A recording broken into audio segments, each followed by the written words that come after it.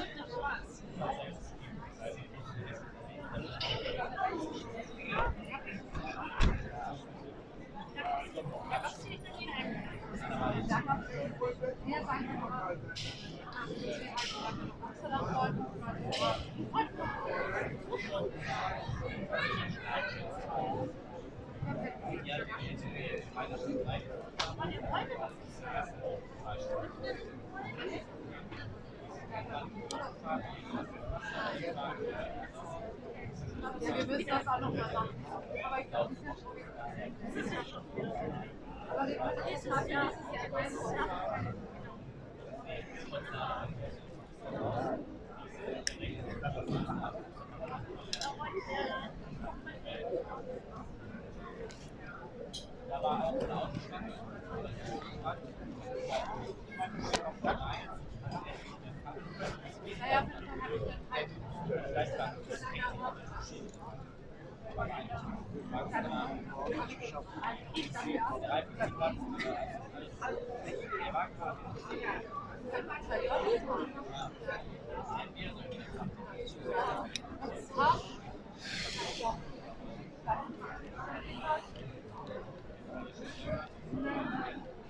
So,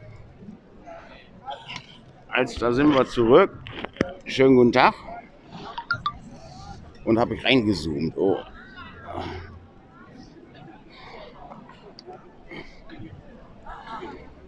Hier wird erstmal schwer gearbeitet, um diese ganze Veranstaltung zum Stehen zu kriegen. Ich war ja die letzten Zeit immer so ein bisschen später. Und ich weiß gar nicht, von wo gucke ich das jetzt zu.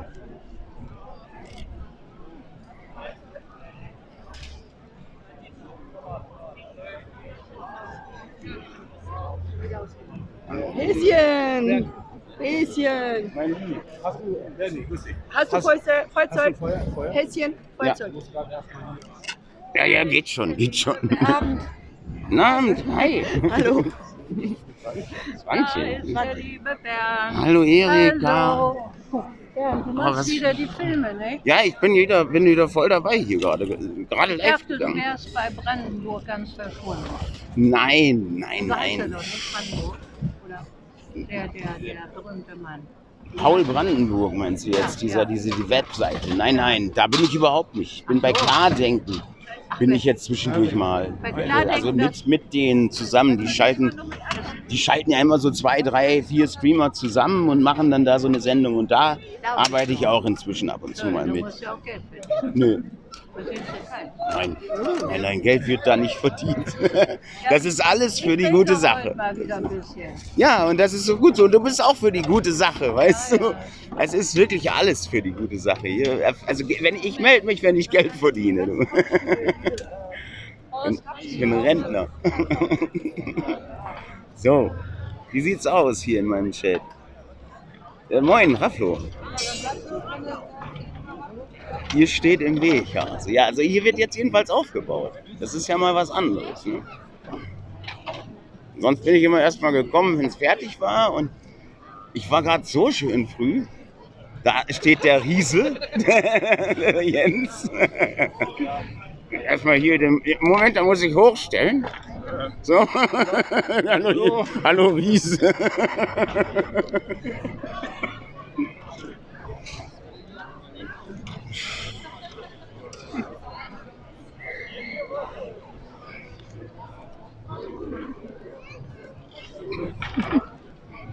So, dann habe ich hier ein Stativ.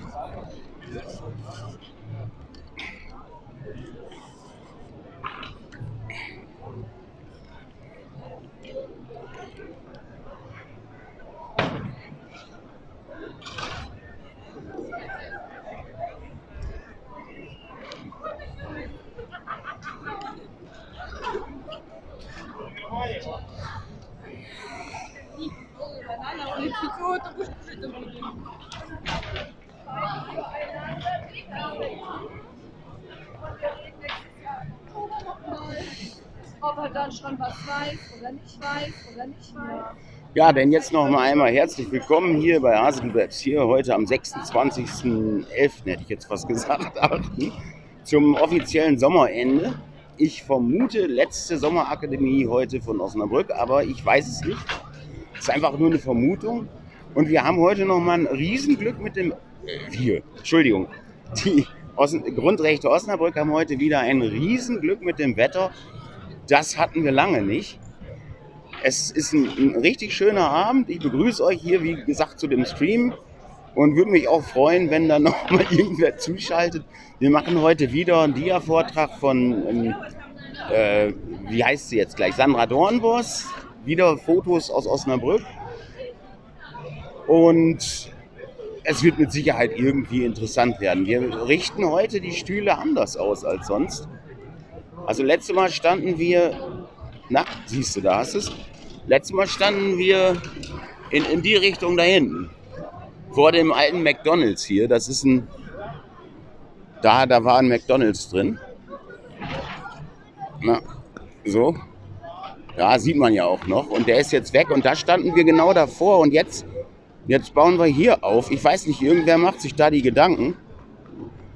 Ich bin gespannt, weil es doch ohne Zweifel Leute anhält, will ich jetzt mal sagen. Nicht anlockt, sondern hier sind halt wirklich Leute und diese Sachen, die wir da oder die dort gezeigt werden, 100 Ärzte lügen und dieser andere, wie hieß der denn gleich noch, Beyond the Reset? Ja, moin, Jens, warte.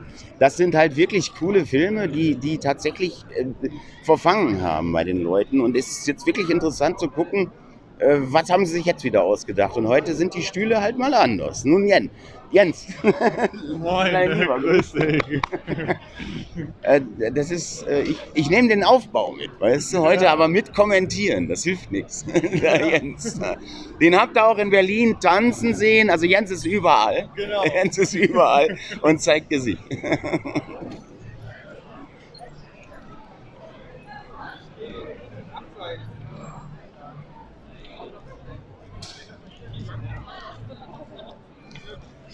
Und wie schnell das geht, gell? Plötzlich haben wir hier so eine...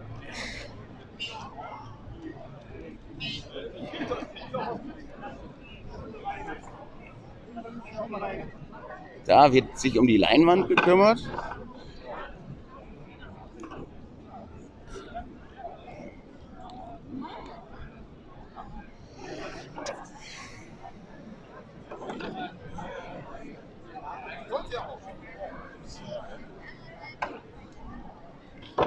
Ist das heute auch mit Leinwand? Nein. Die hängen das nur, damit der Hänger nicht so hässlich ist, hängen die das davor.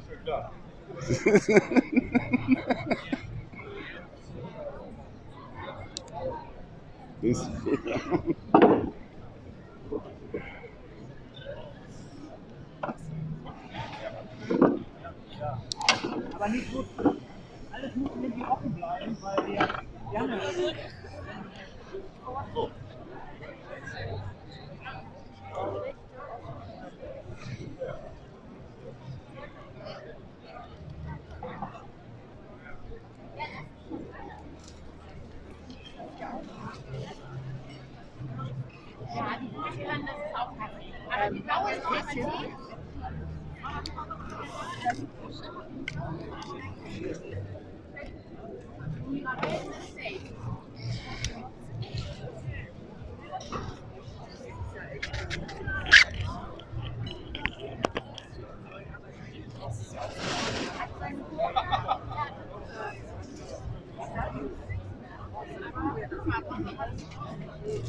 Ich habe da hingestellt.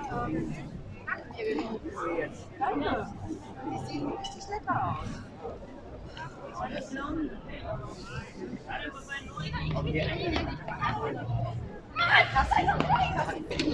Ist das und diese Links? Das ist schwer. Vorsicht, dass du den nicht fährst. Ah, ja. Ich meine, in einer großen Tasse bitte. Ich suche jetzt eine große Tasse aus, ja? Ist die gut? Nee, ist die gut. Aber da muss ich jetzt ja. Das hat nicht mal geklappt. Ja, das war groß.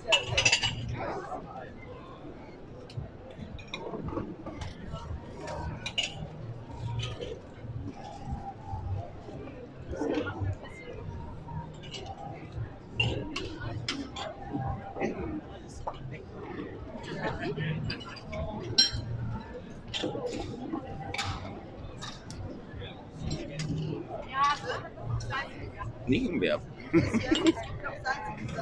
Ja, später. Später.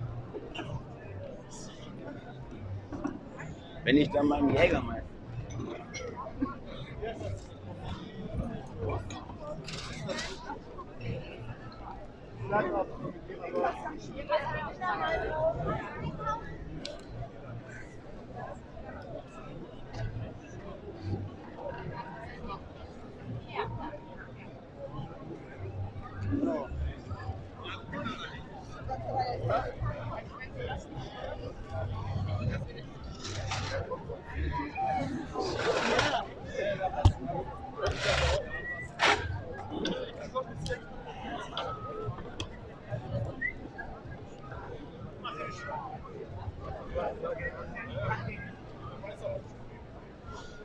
Ja, deswegen habe ich wahrscheinlich November irgendwie gerade erinnert, mein Klaus. Ah, ich hätte so gern meine Funkmikros, aber leider geht das nicht. Ich könnte sie jetzt gar nicht gebrauchen, aber irgendwie trauere ich da wirklich drum. Hat mich so gefreut, ey. Genau. Ja, so mal die Salzmeter.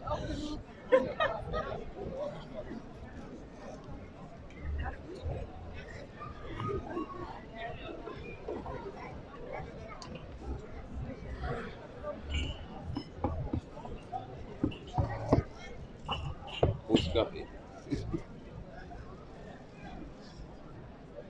Moin. Grüß dich, Nils. Alles klar? Ja, sicher. Schlechten Menschen geht immer gut. Dann muss Was warst du letztes Mal wie im Fliegenwind? Wir kamen gar nicht hinter dir hinterher. Wo denn? Ja, mein Gott, das ging bergab. Ne? Ich Meine wollte nach Güte. Hause, Mann. Ich denke, was soll ich mit dem Vollidioten noch weiter? Dann? Ne, ehrlich, ich wollte nach Hause. Das war echt 3 Tage hinter mir da, ehrlich.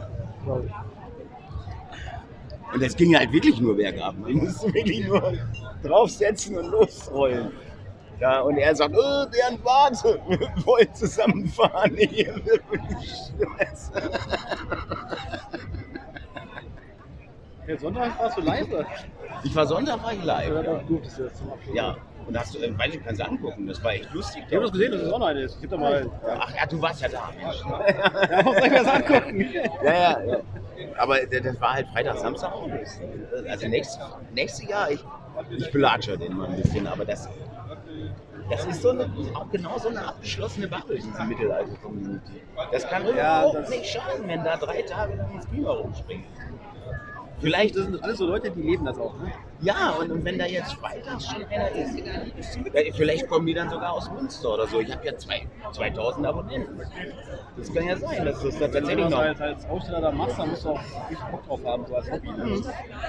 Aber ich denke, da muss ich mal besprechen. Das muss doch gehen, weil das war so geil. Gelaufen, das haben wir gesagt. Wie es sonst so gelaufen ist.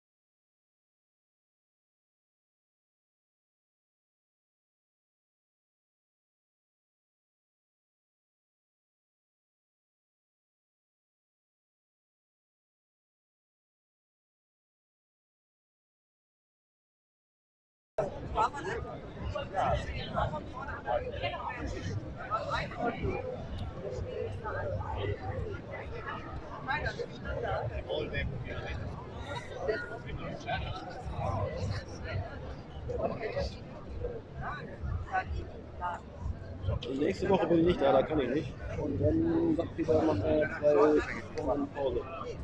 Was ist nicht? Die nächste Woche ist er Okay. Na? Lange den Plänen ja scheiße. Steht sich von Tag für Tag durch und hofft, dass es gut geht. Na, Struppi? Na, ich bin Also jetzt hier.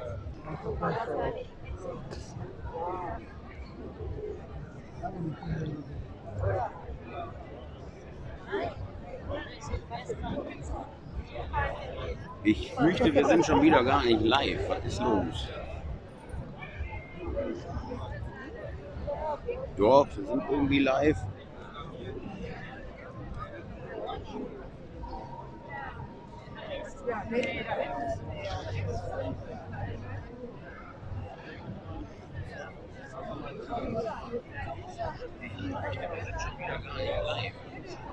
Passanten interviewen ist gut, ey. Ehrlich. Da ist doch noch nichts. Da musst du schon warten, bis was los ist. Sonst kannst du ja, sonst fragen die ja selber, was ist denn hier? Ja, hier stehen jetzt Stühle.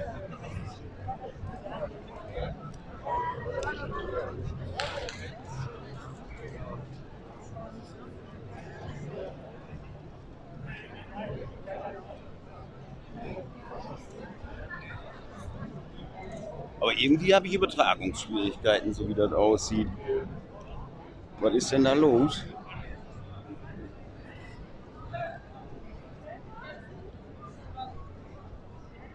Müssen wir wohl doch erstmal schauen, was Restream sagt, wa?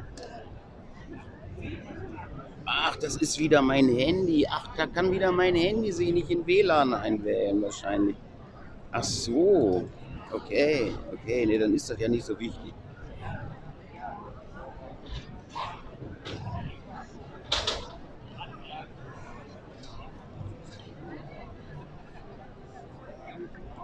Exzellente Verbindung, sagt Restream immerhin. Na dann wollen wir das mal. Okay, dann ist das wieder nur mein Handy. Das ist lustig. Hier am Nikolaiort funktioniert ein WLAN nicht auf 20 Zentimeter. Na denn.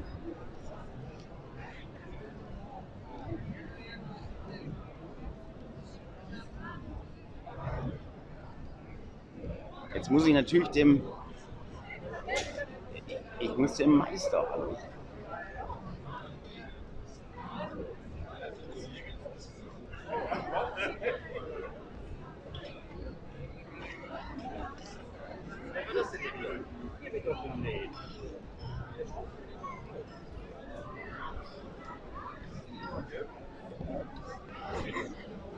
Ja, was war jetzt? Dann zeige ich es doch.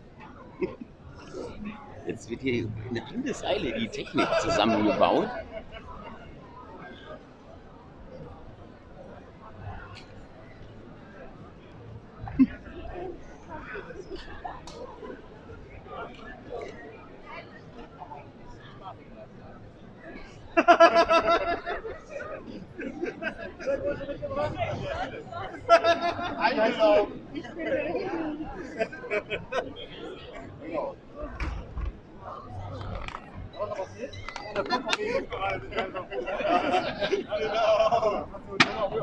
Bernd, also wenn die Kunden noch Ja? da braucht es halt wenn der Ordner. Also ich will ihn nicht. Die hast du zu heiß gewaschen. Halt den Hand, weiter den Hand. Der kleine Peter nimmt seinen Hammer.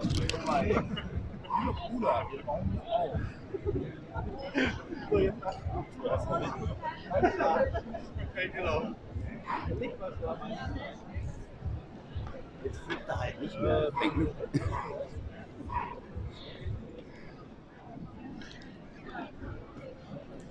Ja, Mann, jetzt geht's wieder.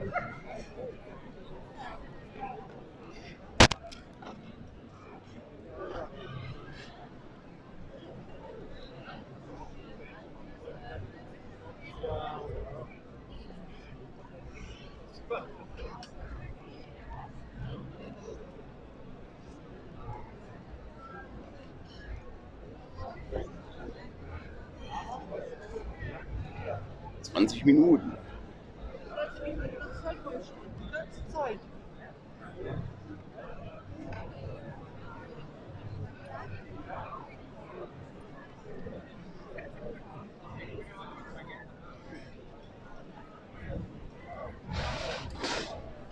Also ich würde sagen, da kann tatsächlich ein Rettungsfahrzeug durch.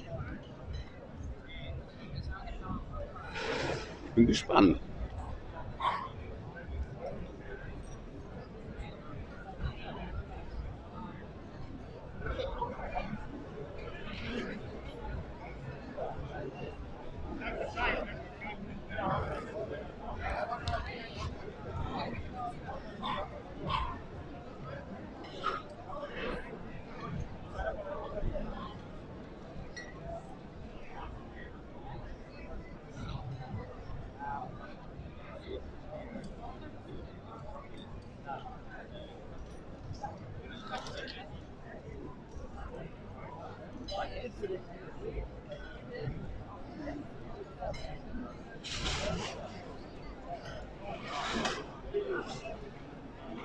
Nee.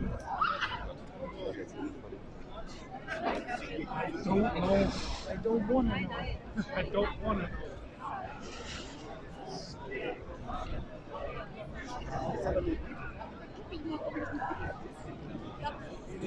Oh, Vorsicht, umwerfen. Danke, kein Problem. Kannst du eben gerade wissen, was erzählen? Was findet hier gleich statt? Hier ist gleich eine sogenannte Sommerakademie. Es geht um Erhalt der Grundrechte und Kritik an den Corona-Maßnahmen. Okay. Und wir zeigen hier gleich einen Film, oder 2 Filme, glaube ich sogar. Es wird eine Kundgebung geben. Okay. Und Sie können gerne zuhören, solange Sie mögen. Das geht, soweit ich weiß, bis 24 Uhr. Halleluja. Da gucken wir gleich mal vorbei. Alles klar, danke. Danke.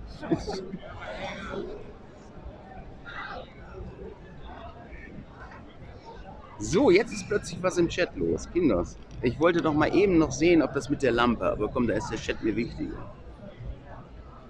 Ihr steht im Weg, also das hatten wir, ja. Ja, hallo Erika Butt. Moin Nutzer, kannst du gleich mal 50 Zitronen in die Kiste tun?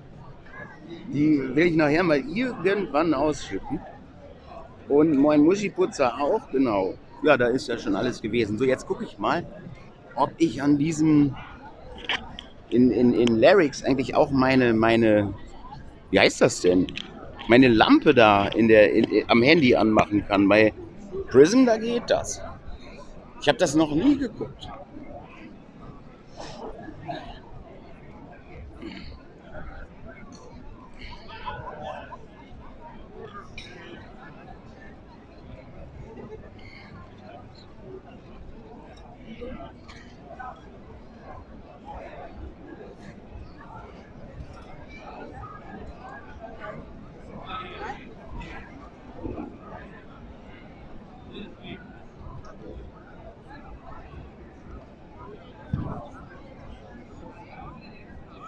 Nee, das geht dann nicht. Kannst du nicht machen. Na gut. Oder ist Exposure das? Ne.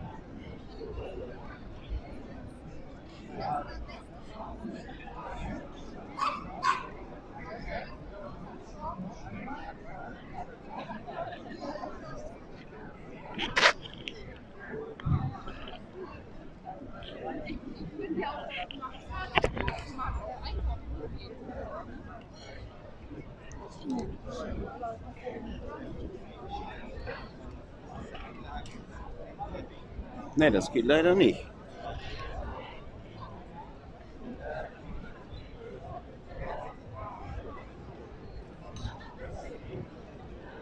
Hallo Linda. Also ich weiß, dass ich den D-Live-Chat so gut wie nie lese, aber jetzt gerade da ist das so, da lese ich den, weil ich mir das einfach über den Browser-Chat, über den Restream-Chat gebe. Aber da sieht man dann keine Zuschauer und da sieht man kein Kontrollbild, deswegen mache ich das nicht so oft. Aber im Moment lese ich alles und muss echt mal einräumen, da ist ja ganz schön was los auf D-Live. Im Moment mehr als auf YouTube.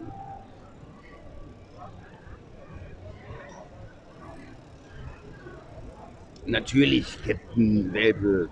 In Osnabrück gibt es Intensivstationen. Wir haben ein Marienhospital. In Jotte gibt es ein Krankenhaus. Ach, hör mal auf, ich glaube, wir haben 3 Krankenhäuser. Sogar auch ziemlich wichtige, wo dann aus der Umgebung die Leute kommen für irgendwelche Operationen und so.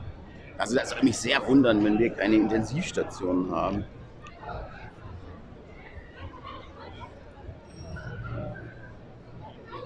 So, ich bringe jetzt gleich mal die Kaffeetasse wieder weg. Sonst geht sie kaputt.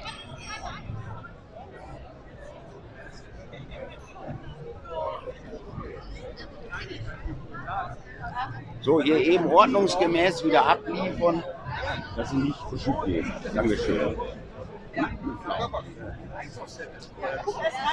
Ja, ich kenne das. Ich bin vom Land.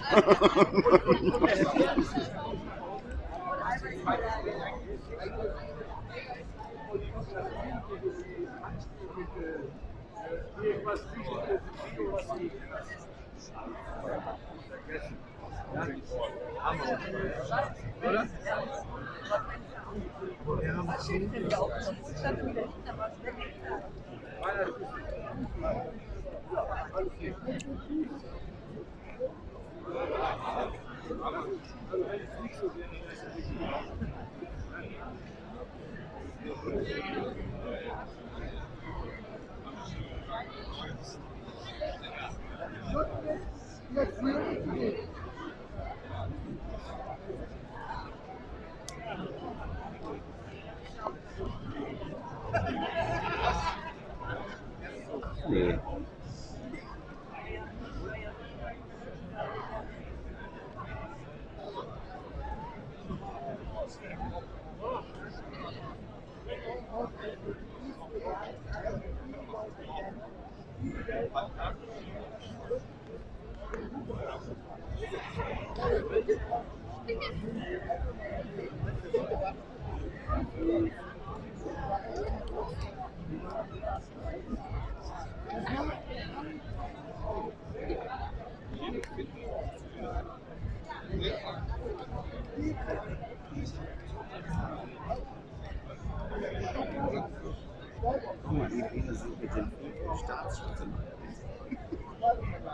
Also ich meine, es ist der. Auf jeden Fall ist das ein Ziel. Das steht fest. Okay. Ja. Ja. Geht das? Wir haben noch richtig Spaß mit.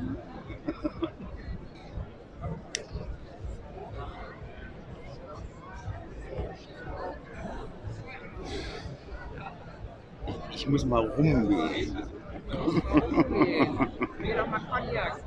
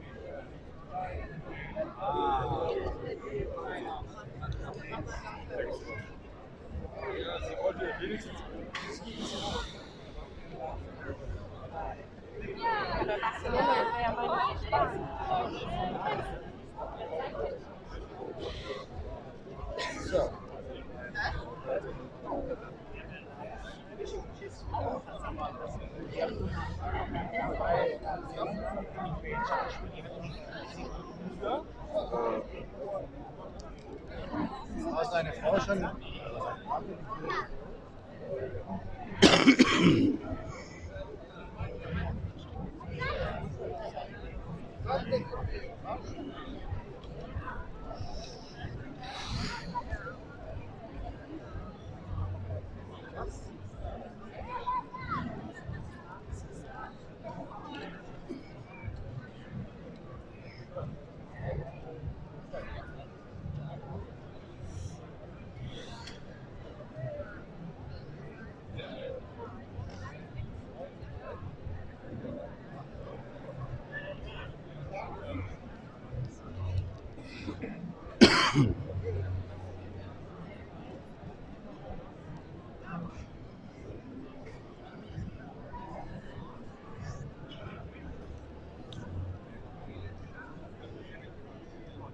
So, ich glaube, jetzt darf ich mich da hinsetzen.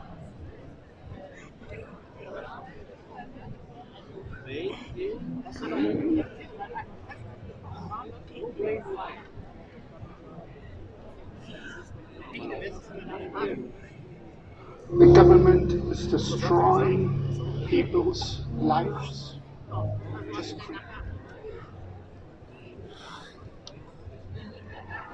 Ja, das genauso jemand wie beim anderen Geld ist.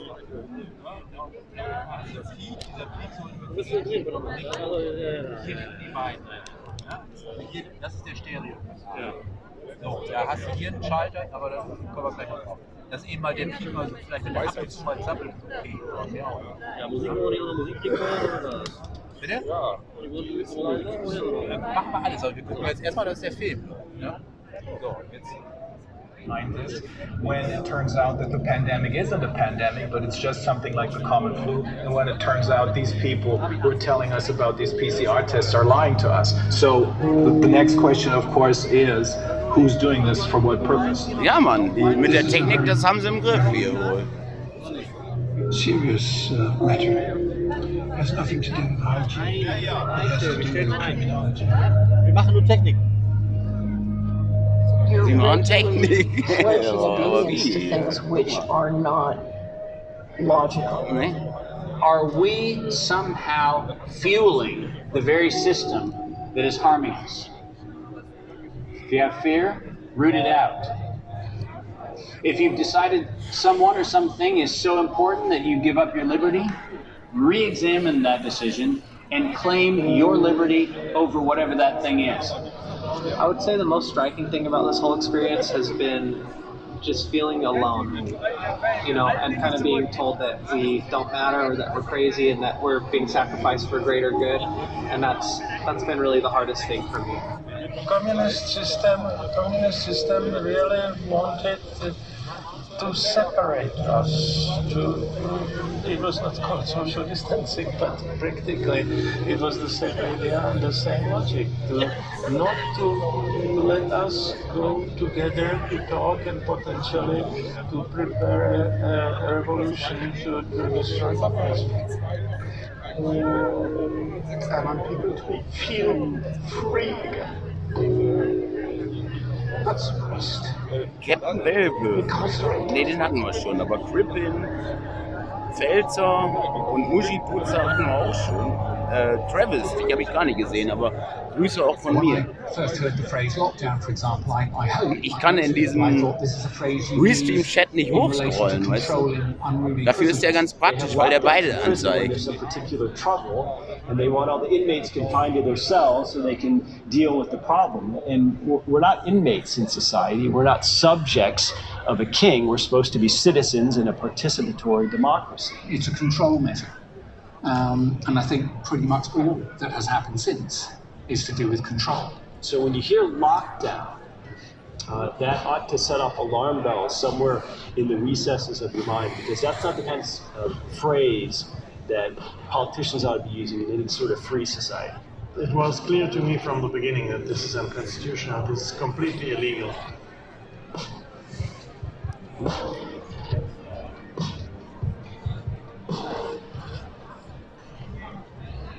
Ventilators, ventilators, ventilators. What am I going to do with 400 ventilators when I need 30,000? I didn't know what they were a few weeks ago. Flatten curve, flatten curve, flatten curve. Well, the COVID-19 narrative started mid-spring with this idea that we were going to flatten the curve or we're going to slow the spread. In fact, the White House campaign was 15 days to slow the spread. And the reason of being in need to flatten the curve was because we needed to spread the hospitalization of people. Well, what actually happened is the healthcare system absorbed the shock. We had thousands of beds at the Javits Center that continued to be open, a Navy ship that sat next to Manhattan that had no use. Da ist alles noch Vorspiel und Test hier. Da läuft noch nichts Echtes. Seamlessly into effectively a kind of rolling barrage of lockdowns and shutdowns and quarantines and mask wearings, presumably in order to just prevent the spread of the virus itself. When WHO asked to eliminate the virus, claiming that we are able to bring it down, lock it down, close it down. Moin Travis, was meinst du damit?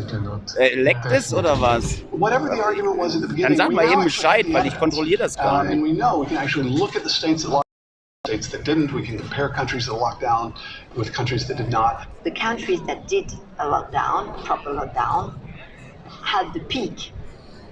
The Alpine peak, the peak Jetzt of gibt's the erstmal Alps, Kaffee if I für could say, alle. when Sweden got a much more flattened curve, although they didn't do any lockdown. You'd like to believe that lockdowns may have been costly, but at least they are beneficial. The reality is that lockdowns were virtually all Und in 3 Minuten müsste es losgehen. Normalerweise sind wir hier sehr pünktlich. Sick. We've always done that. Yeah, we've quarantined the sick.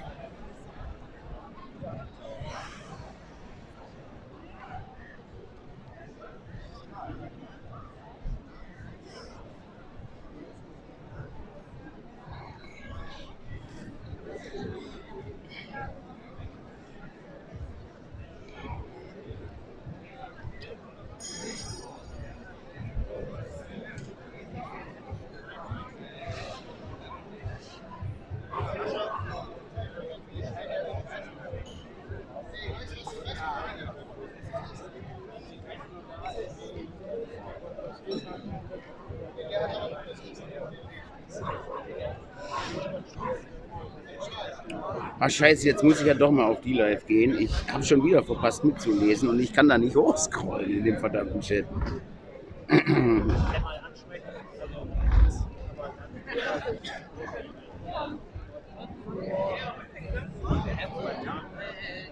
Ja, die Live reagiert wieder nicht. Prima. Dauert ein bisschen.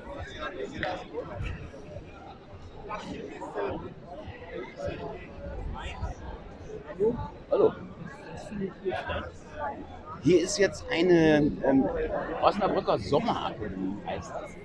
Das wird veranstaltet vom Grundrechte Ost. Und es geht halt um Kritik an den Corona-Maßnahmen und es gibt jetzt gleich eine Kundgebung und danach werden 2 Filme vorgestellt. Hängt das mit der Kulturnacht zusammen? Nee. Aber es ist auf jeden Fall interessant, sich das mal anzuschauen. Wir werden gleich 2 Filme vorführen. Wie lange dauert das? Bis 24 Uhr geht das Ganze, aber es ist auf jeden Fall noch interessant, sich da vielleicht mal 20 Minuten von anzuhören. Also man kann sitzen. Kostet das was? Nein, selbstverständlich. Der hat sich eingeladen, das einfach so anzuschauen. Das ist eine öffentliche Veranstaltung und wir freuen uns wirklich, wenn die Leute bereit sind, sich hinzusetzen und einmal das auf sich wirken zu lassen, was hier so zu sagen gibt. Und wir machen das auch in Form von Filmen, aber erst gibt es auch ein paar Worte. Jens, kommt man denn noch pünktlich dann zum Marktplatz, wenn die Leserschau und alles beginnt? Wann beginnt die da? 21:30 Uhr. Das wird schwierig, aber eine halbe Stunde, also 20 Minuten können Sie sich da auf jeden Fall eben anhören. Und dann müssten Sie eben losgehen, das ist zum Marktplatz jetzt nicht weit, 10 Minuten reichen. Das ist jetzt 21 Genau, und hier soll es um 21 Uhr losgehen. Und wenn die jetzt pünktlich anfangen, wovon ich ausgehe, dann könnten Sie noch eben 20 Minuten zuhören. Wissen Sie ungefähr, worum es geht, vielleicht mögen Sie ja wieder. Steht ihr noch öfter hier? Nächste Woche noch einmal und dann ist der Sommer leider vorbei. Dann machen wir wieder, ich glaube, dann gibt es wieder Demo mehr. Im Moment ist das so ein Angebot für... In der Zeitung? Weil stand das auch in der Zeitung? Nein, in der Zeitung finden wir nicht statt. In der Osnabrücker Zeitung? Nein, da sind wir nur Nazis und Rechte, wie Sie sehen. Alles mit Steinen bewaffnet und Knüppeln gegen Ausländer hier. Ja, ist so. Das ist wirklich die Wahrheit. Das ist ja nicht so schön. Nee, deswegen freuen wir uns auch über jeden Interessierten, der eventuell mal Lust hat, sich da ein paar Minuten von anzusehen. Oh ja? Jens, du darfst mir gerne helfen. Hat das Sinn, was wir hier machen? Auf jeden Fall. Ne? Es geht um Aufarbeiten der letzten Jahre, was alles so gelaufen ist. Mit den ganzen Lockdowns und was die Regierung mit uns gemacht hat. Dass wir mal darüber sprechen, weil das ist ja so langsam schon ein Tabuthema. Und wir gehen ja so langsam wieder in die gleiche Richtung. Eben war er hier. Bin ich Ganz kurz waren Sie jetzt auch nicht, aber nicht so richtig. Ist das, muss ich da jetzt irgendwas... Nein, überhaupt nicht. Das ist einfach... muss ich mich jetzt für irgendwas verantworten? Nein, gar nicht. Gar nicht. Nein, ich weiß, weil ich da jetzt mit drauf bin. Ich berichte hiervon halt und Sie interessieren sich so dafür. Da wollte ich einmal ganz kurz zeigen, wer das denn wohl ist, der sich da wirklich für interessiert. Weil es ist doch schon relativ selten, dass man jemanden nachfragt und wirklich interessiert ist und nicht gleich sofort abwinkt, wenn man sagt, es geht auch um die Corona-Maßnahmen. Deswegen habe ich dann halt doch mal ich habe halt ein interessiertes Publikum an dieser Sache. Und deswegen habe ich gedacht, da zeige ich mal ganz kurz hin, mit denen wir uns hier unterhalten, wenn das okay ist. Ja, das ist okay. Ich meine, muss man denn jetzt zum Herzlich wieder mit sowas rechnen, wenn die schlechte Jahreszeit wieder kommt, wo die Krippen kommen? Ich fürchte ja. Könnte passieren. Ich fürchte ja. Die Weichen werden schon wieder so langsam gestellt. Ne? Ja? Ja. Wird das denn wohl nochmal so schlimm wie das jetzt die 3 Jahre? Ich hoffe nicht. Ich fürchte ja. Ich fürchte ja. Deswegen bin ich so aktiv, wie ich bin. Weil ich denke, das gilt es zu verhindern, das ist nicht rechtens und das kann man im Moment noch beweisen. Also ich habe immer mal, ich habe ein Handicap, ich wohne in einem Wohnheim und arbeite bei den Osnabrücker Werkstätten, kennen Sie das? Ja, gut, ich weiß nicht, wie die heutzutage organisiert sind, aber früher hieß das beschützende Werkstätten. Richtig. Ja. Und ich habe so viel mal über Corona und so wissen wollen, aber so auswendig, so ausführlich konnten meine Betreuer mir das auch nicht so. Dann würde ich Ihnen wirklich wärmstens empfehlen, hier einmal zuzuhören, weil... So zu beantworten. Ja, dann würde ich Ihnen wirklich empfehlen, hier mal zuzuhören, weil es wirklich fundierte Argumente gibt, dass das alles wirklich nicht in Ordnung war und man kann auch begründen, wieso. Und sowas muss man natürlich alles mal kompakt hören. Und wir waren ein halbes Jahr isoliert, wir konnten ein halbes Jahr nicht arbeiten, wegen der ganzen Ansteckungsgefahren und Sicherheitsabstand und mit Maske und so weiter und so fort. Genau. Ja.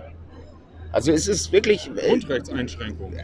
Wenn Sie mögen, hören Sie gleich zu. Es ist jetzt auch, wir sind schon über die Zeit. Wenn es nicht zu lange dauert? Ja, Sie müssen jetzt bald mal anfangen. Der möchte gerne noch zum Marktplatz, da ist noch Lasershow und sowas.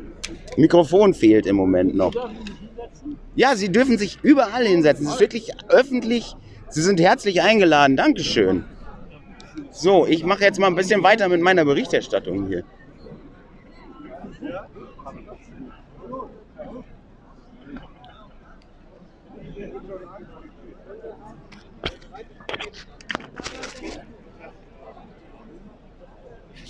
Ja.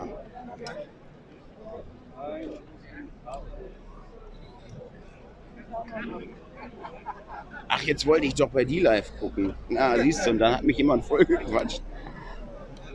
Geht's denn jetzt? Nee, geht immer noch nicht. Ich muss die live neu starten. Ja. Einstellungen, Apps, das nervt wirklich, wenn man da live ist und jedes Mal die live hakt.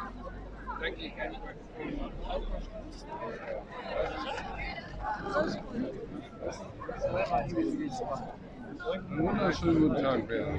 Grüß dich, Werner. Ja, die live hakt. Ich habe gerade irgendwie Tipps gekriegt auf die live. Jetzt muss ich erstmal die live stoppen.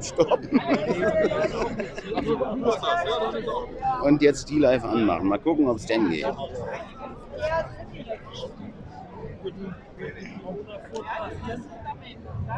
Jetzt geht's, siehst du. So.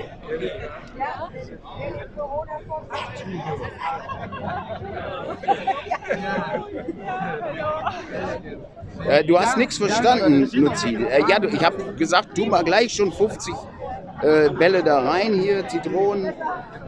Nachher mache ich die dann irgendwann mal weg. Das habe ich gesagt. Und jetzt muss ich erstmal gucken, Travis hat mir irgendeinen Tipp gegeben. Muss ich mal hochscrollen hier. Travis. Alle 2 Minuten Stream neu starten, dann geht's. Okay, das war irgendwie ein Witz. Ja, gut. Ja.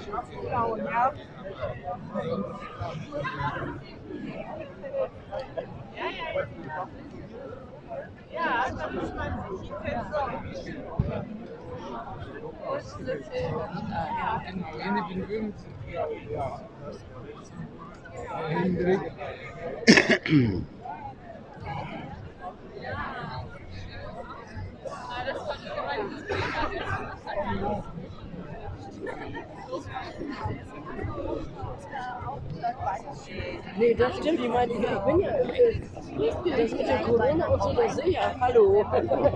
Hallo. Das sehe ich auch immer noch so. Das einzige Problem und die Meinung aus meiner Ich habe denen noch nicht alles gesagt. Das ist vorhin gar nicht mitgekriegt, als wir im Auto ankamen. Haben sie quasi alle gesagt, aber das ist ja gar nicht mitgekriegt. Ja. Ja, ja. Ja, hoffentlich bald. Jetzt Werner hat schon Maske auf, dann kann es nicht mehr lang dauern. Genau. So, wo kann man denn jetzt hier, um Gottes Willen? Ich muss gleich mal... Oh, hatten wir ja schon. Ja, hier, komm. Ne? Bei mir ist es so, ich bin ja mit nervös. Ja, schüttel mal den Kopf. Und ich akzeptiere und respektiere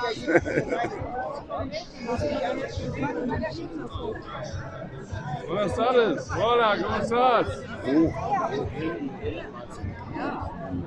Barcelona. Alles klar. Da gehst du unten im Keller. Dann mache ich dann halt hier Vortrag. Irgendwann muss ich. Muss man da? Nein, das ist. Da gehst du rein, ne? Direkt von der Bar vorbei an der Seite und so. Das Barcelona ist das hier noch das unbeleuchtete. Ja, das ist eigentlich unbeleuchtet. Ja, danke.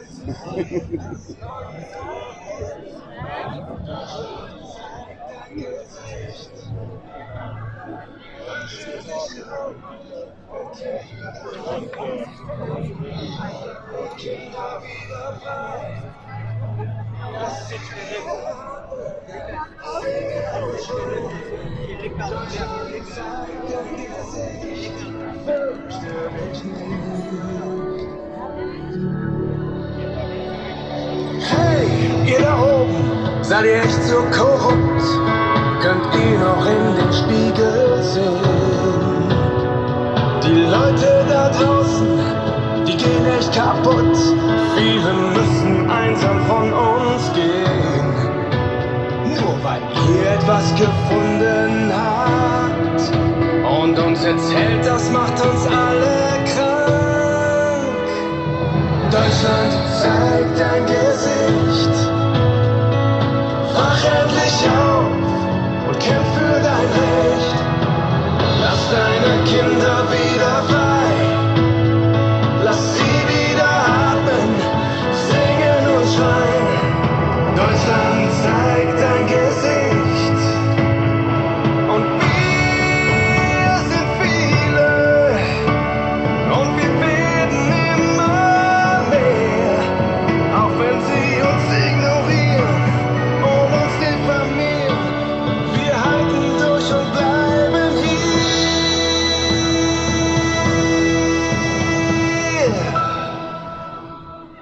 Nehmt euch wieder in den Arm und kommt euch wieder näher. Alle 3 Tage ihren Stäbchen in der Hand. Und nehmt kein Blatt mehr vor den Mund. Erhebt eure Stimmen, wir sind wirklich und bunt.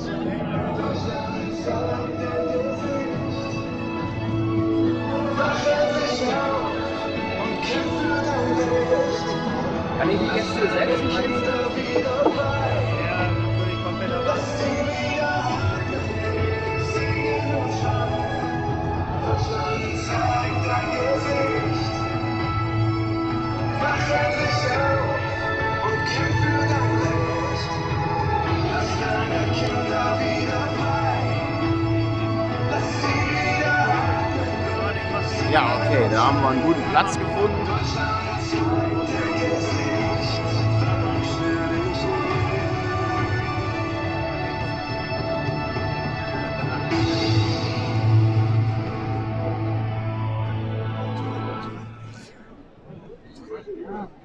Werden auch immer weniger hier, ne? Also, ja. Ja. Ja.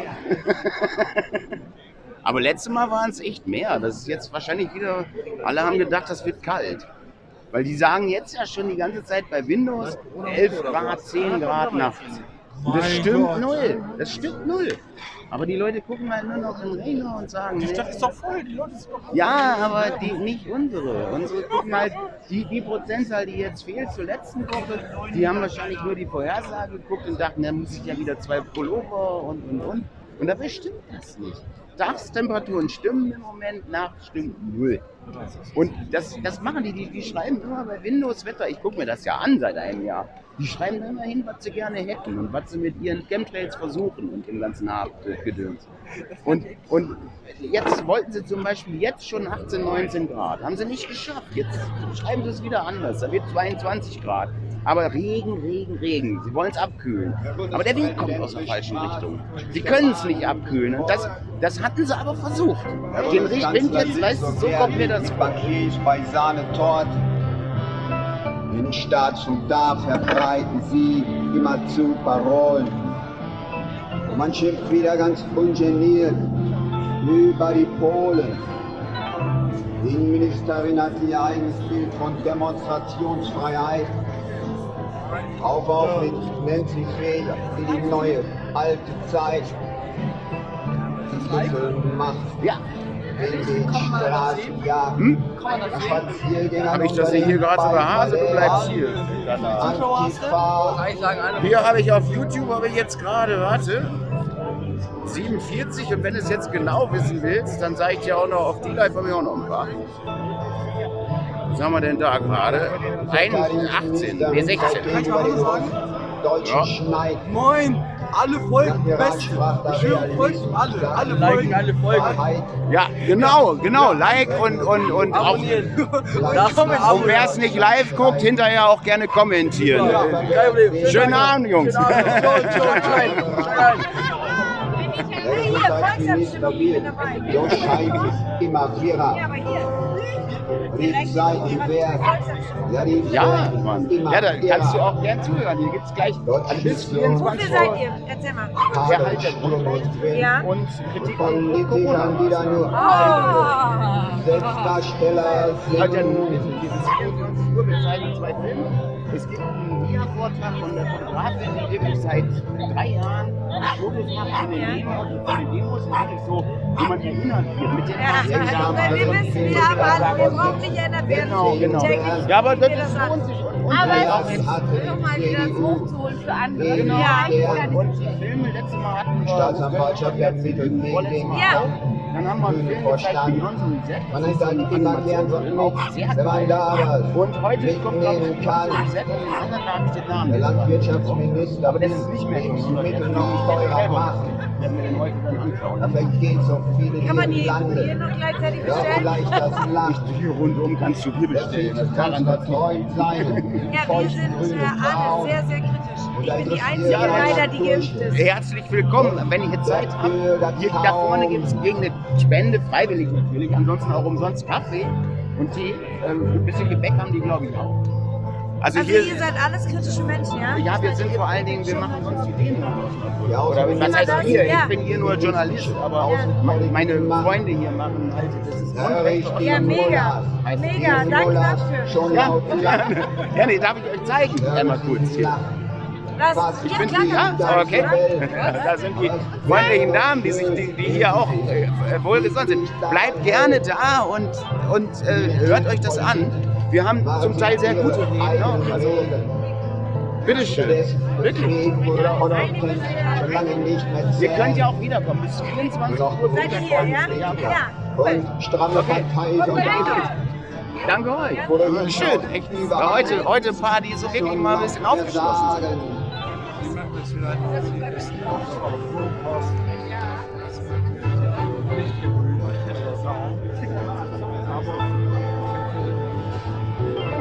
Sie haben doch viele Staatssekretäre, berufen wie noch nie. Man muss halt zusehen, wie und wo man seine Leute unterkriegt. Geld ist ja immer genug da. Das sind ja die fleißigen Bürger, die allen Scheiß bezahlen. Der Fachkräftemangel ist schlimmer als je zuvor. Dabei kamen so viele Menschen durch die offenen Tor. Und da wollen sie noch 500.000 jedes Jahr holen. Nee, das ging schon, aber manchmal sprudeln die dann über, deswegen die Vorsicht. Wir haben immer jetzt, wenn wir nicht da waren, wir gehen ja nicht gerne abends. Ja, in den Talkshows labern die immer gleich, immer fleißig weiter. Das Land wird immer dümmer statt gescheiter. Mir gefällt das auch nicht. Ich bin heute nur wieder am Ostpunkt neue Narren sind gekommen. Das Land ist ramponiert. Das Land ist mitgenommen. Das ist so anders. In der ARD läuft Wochentag. Ja, auch. Ja. Aber auch dieses ganze Parteien hören so gern die toten Hosen. Die das machen, der fand ich schon lange tot. Bernd, ich mache die Versammlungsauflagen hier nicht über einen Lautsprecher. Aber damit wir das gefilmt haben, dass wir es gemacht haben, kannst du in die Mitte gehen. Dass ja, ich weiß zwar nicht, was du genau vorhast, aber mache ich.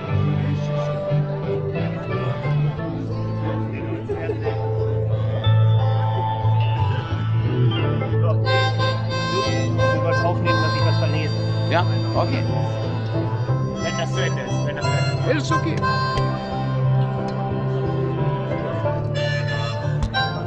Das hatte ja Björn auch immer.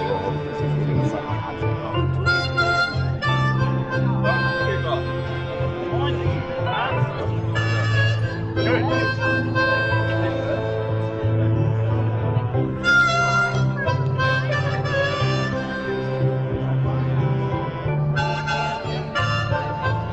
hier werden jetzt gleich die Versammlungsauflagen verlesen und das muss dokumentiert sein, auch wenn das nicht über die Lautsprecheranlage geschieht.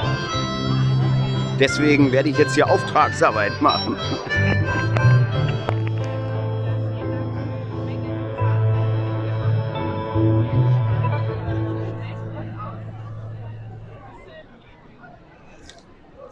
Ach, die Brille habe ich noch in der Nase.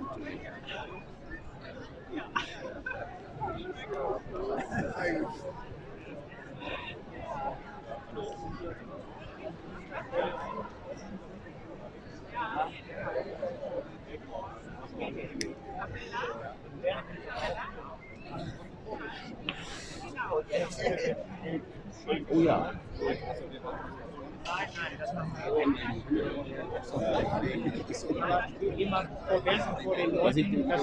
Ich muss das ohne Lautsprecher halt irgendwie drauf machen. Nein, bis Nummer 5.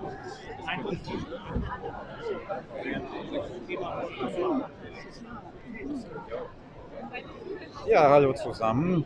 Ich lese mal die... Nee, du sprichst zur Versammlung. Ich krieg das dann schon hin. Ruhig lauter. Ja, hallo zusammen. Wieder zu unserer öffentlichen Sendung. Ja, ich lese wieder am Fernsehen. Das muss lauter. Ja, Das muss lauter. Oder soll ich machen? Nee, ich mach's nicht. Dann aber lauter. Unsere Vorschriften, unsere Auflagen. Die Vorschriften der Straßenverkehrsordnung sind einzuhalten. Um die ordnungsgemäße Durchführung der Kundgebung sicherzustellen, hat die verantwortliche Person mindestens 2 Ordner zu benennen. Bei einer größeren Teilnehmerzahl sind je 50 Personen ein weiterer Ordner zu benennen, sodass es bei der begrenzten maximalen Teilnehmerzahl von 150 Personen 3 Ordner wären. Diese Ordnungskräfte müssen unbewaffnet sein und mit weißen Armbänden mit der Bezeichnung Ordner vermutlich gemacht werden. Die verantwortliche Person hat die Ordner vor dem Beginn der Kundgebung über die Aufgaben im Sinne des Versammlungsgesetzes zu informieren und sie auf ihre Rechte bzw. Pflichten hinzuweisen. Insbesondere haben sie darauf zu achten, dass der festgelegte Versammlungsbereich von den an der Versammlung Teilnehmenden eingehalten werden. Werden akustische Verstärker verwendet, ist die Lautstärke so einzustellen, dass unbeteiligte Personen nicht gestört werden. Von einer Störung in diesem Sinne muss regelmäßig ausgegangen werden, wenn 90 Dezibel überschritten werden. Dieser Richtwert gilt bis 22 Uhr, ab 22 Uhr gilt die Nachtruhe. Die Lautstärke ab 23 Uhr ist so einzustellen, dass an der Außenwand des nächstgelegenen Wohngebäudes ein Wert von 45 Dezibel nicht überschritten wird. Bei dieser Annahme findet die lärmanaloge Anwendung. In der Zwischenzeit von 22 bis 23 Uhr wird der oben genannte Richtwert auf 70 Dezibel herab bzw. heraufgesetzt. Das Mitführen und der Konsum von alkoholischen Getränken oder anderen berauschenden Mitteln wird für die Dauer der Kundgebung untersagt. Alkoholisierte Versammlungsteilnehmer oder jene, die unter dem Einfluss berauschender Mittel stehen, sind von der verantwortlichen Person auszuschließen. Die Projektion darf nicht auf Häuserwände oder sonstige private oder öffentliche Einrichtungen projiziert werden. Dankeschön für Ihre Aufmerksamkeit. Danke. Ja, so richtig volle Kraft. Das geht aber, also, aber so schwach bist du nicht, Alter. Das kannst du noch besser. Aber war schon okay. Du konntest dich gut hören. Das ist gut. Ja.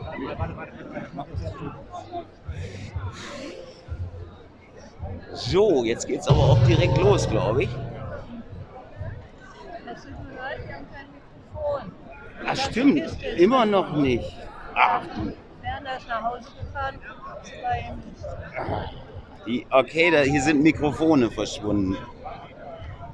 Ja, das sind so die schönen Sachen da.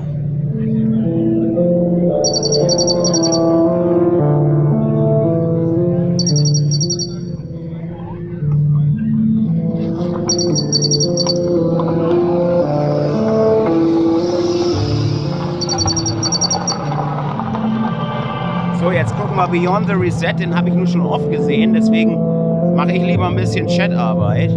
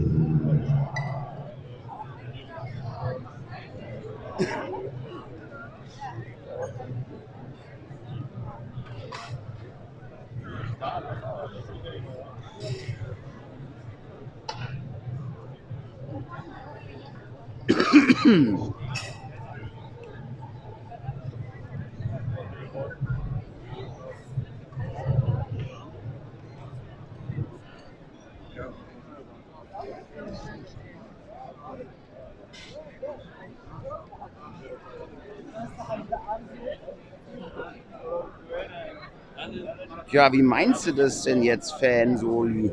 Das ist mir irgendwie nicht ganz klar.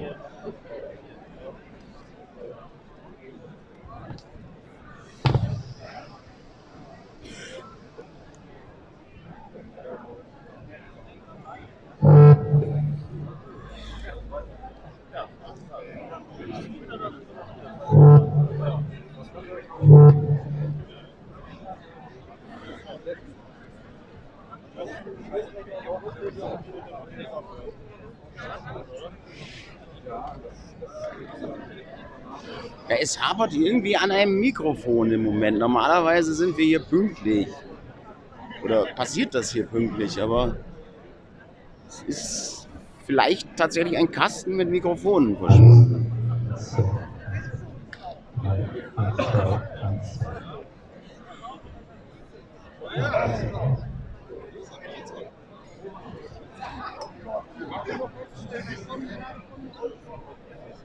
Test, Test. Test, Test, Test, Test, Test, Test, Test, Test. Ja, so geht's, oder? Übersteuert. Okay, das ist auch das Funkmikro. Übersteuert, übersteuert. Dann wird's. Übersteuert. Test, Test, Test, Test, Test, Test, Test. Machen wir so. Oder?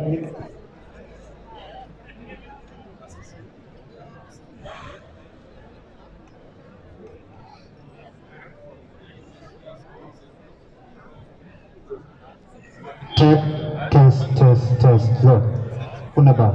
Gut, dann nehmen wir nur das eine. Werner, ist gut so.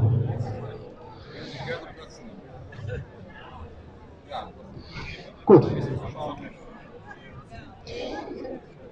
Ja, liebe Osnabrücker, tolle Sommernacht heute, kann man sagen. Wir genießen hier vermutlich die letzten schönen Tage des Jahres. Der Hitzetod ist ja ausgeblieben, den uns unsere Regierung angekündigt hat.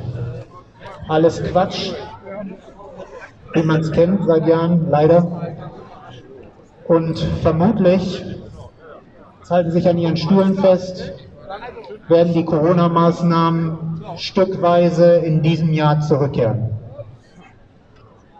So, lassen sich das mal durch die Gehirnrinde sickern. Die Corona-Maßnahmen werden zurückkommen. Und als mündiger Bürger, als Souverän, muss man sagen, Sie sehen jetzt selber, Sie haben keine Angst. Sie haben keine Angst vor diesen Erkältungsviren.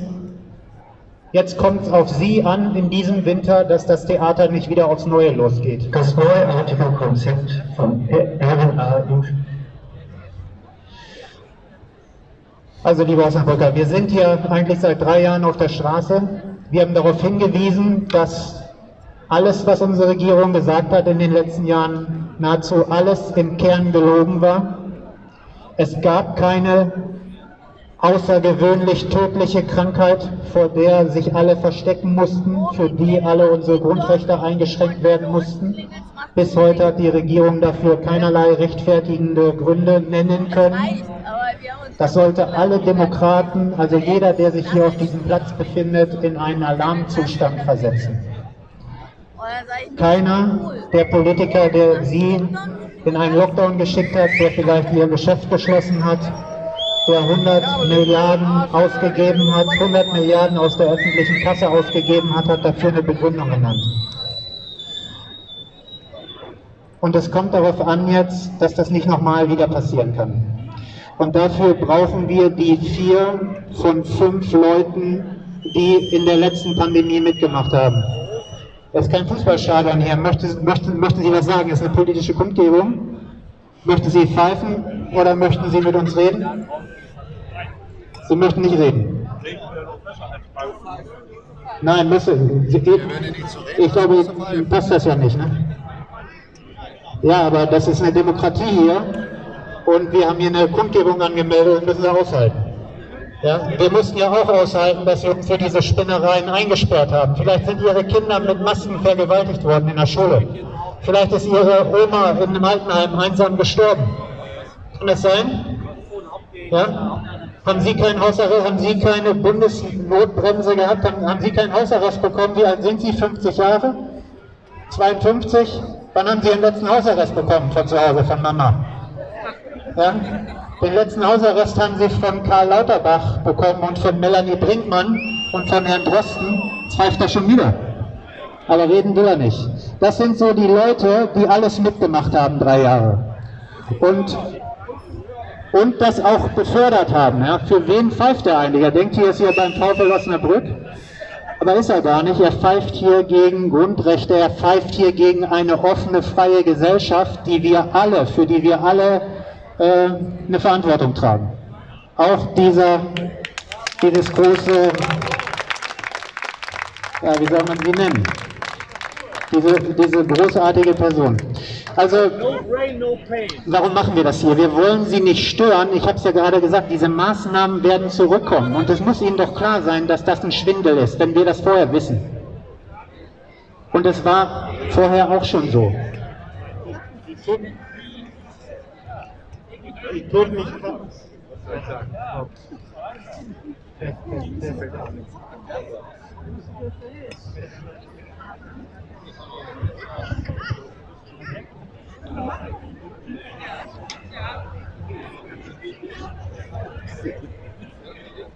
Das hier, das schreddert aber.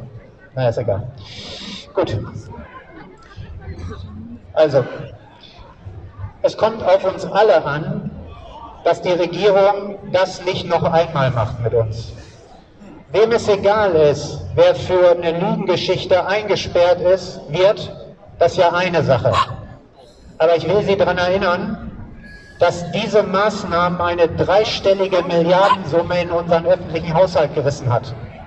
Eine 3-stellige Milliardensumme, die alle zu bezahlen haben und keiner weiß letztendlich wofür, außer dass sich teilweise Politiker die Taschen vollgesteckt haben, diese sinnlosen Masken verschoben haben zu überteuerten Preisen. Bis zu 5 € sind dafür gezahlt worden und die haben wir alle gezahlt.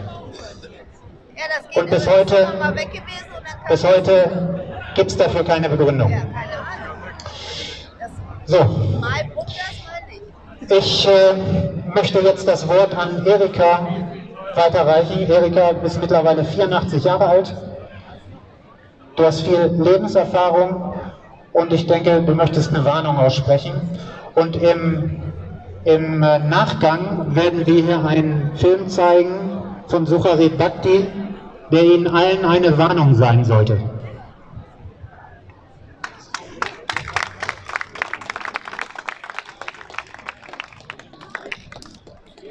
Sehr geehrte Damen und Herren, ich habe ein paar Gedanken vorbereitet, die ich Ihnen gern vortragen möchte. Seien Sie bitte so lieb und hören Sie mir zu. Vielleicht sagt Ihnen das, vielleicht hilft Ihnen das, ein paar neue Gedanken zu finden zu der dramatischen Lage, in der wir uns gerade befinden.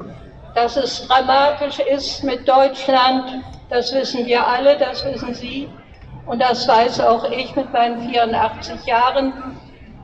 Ich bin ganz unglücklich darüber, dass wir uns in dieser schlimmen Situation befinden und ich sehe im Moment auch kein grünes Licht für eine Verbesserung.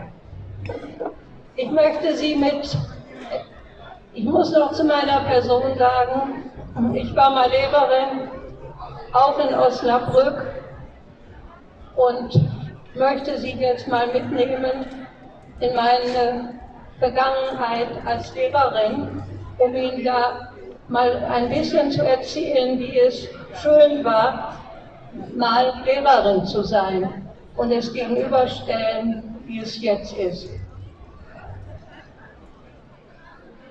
Im Jahre 1963 war ich 24 Jahre alt, hatte meine Prüfung an der Hochschule hinter mir und bekam meine erste Lehrerstelle in der Wesermarsch auf dem Lande in einer zweiklassigen Landschule. Als ich meinen ersten Tag dort als Lehrerin verbrachte, war ich total erschrocken. 45 Kinder, die Klasse 1 bis 4 in einem Klassenraum. Ich wusste nicht mehr, wo hinten und vorne war.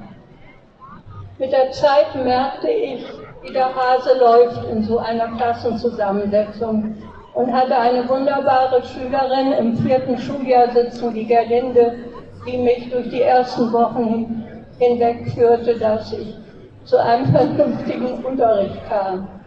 Ich werde dieses Kind nie vergessen.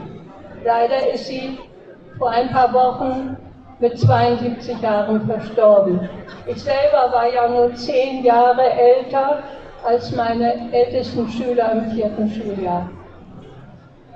Dann hatte ich in dieser Klasse ein Kind sitzen, einen Jungen, den Walter, der saß noch mit 14 Jahren im 1. Schuljahr.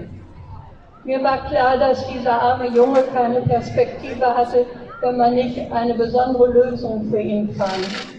Und dieses Leben dort, in diesem Dorf, mit diesen Kindern und den Eltern war wunderbar.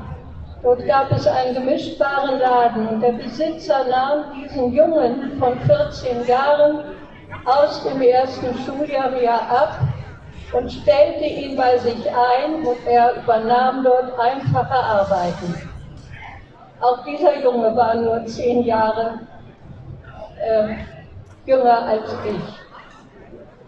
Und so war es in dem Dorf. Man lebte wunderbar zusammen.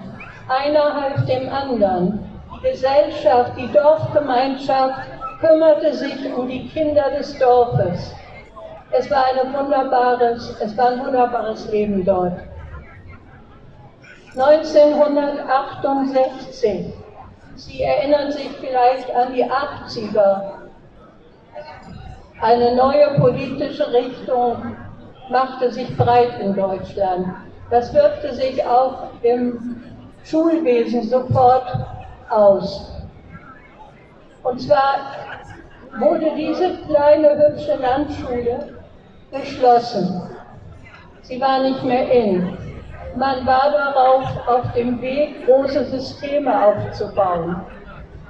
Und der erste Weg, der geschah, war, dass alle Kinder aus der Gemeinde mit Bussen zu anderen Schulen gekarrt wurden und ihre kleinen, hübschen Landschulen verlassen mussten. Wir Lehrer auch. Ich wurde versetzt an die Nachbarschule, das war eine dreiklassige Schule, und übernahm dort viel Fachunterricht, bekam ein 5. Schuljahr als Klassenlehrerin. Ja, und man merkte auch dort, dass der Wind anders fällt. Die Kinder fühlten sich dort an der fremden Schule, im fremden Dorf, nicht mehr heimisch. Ich selber musste auch erst Fuß fassen, um ihnen auch zu helfen, diese Umstellung vollziehen zu können. Ja, und so verbrachte ich bis 1971 in diesem Dorf mein Leben und auch meinen Beruf. Dann inzwischen hatte ich geheiratet und mein Mann und ich zogen nach Nordrhein-Westfalen. Aber an Walter und die Gerlinde musste ich immer noch denken. In der dreiklassigen Schule, in der ich gelandet war, gab es auch einen Peter. Und dieser Peter hat eine tolle Karriere gemacht, konnte das weiterverfolgen durch Beziehungen, die ich zu dem Dorf hatte. Er machte eine Lehre in einem Gemischtwarenladen und übernahm später nach seinen Prüfungen diesen Laden und bauten ihn aus zu einem wunderbaren Edeka-Laden, den er jetzt noch mit 72 Jahren mit 24 Angestellten betreibt.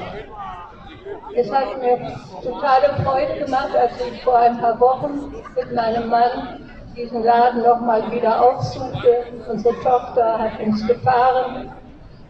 Diese wunderbare Führung dieses Mannes noch in seinem Geschäft zu beobachten.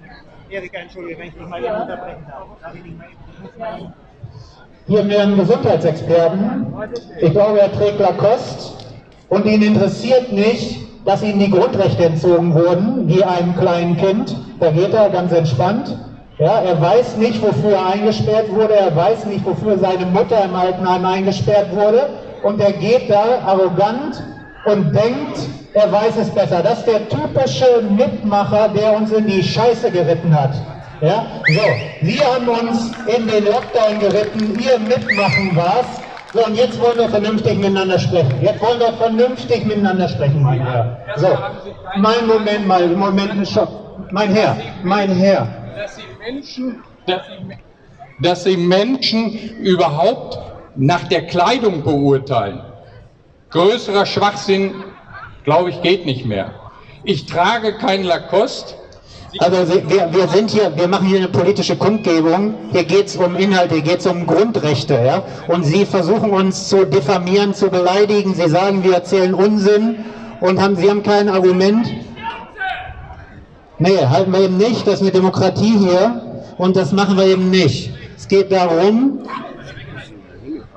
ja, es soll ja auch gehört werden. Es soll ja auch gehört werden.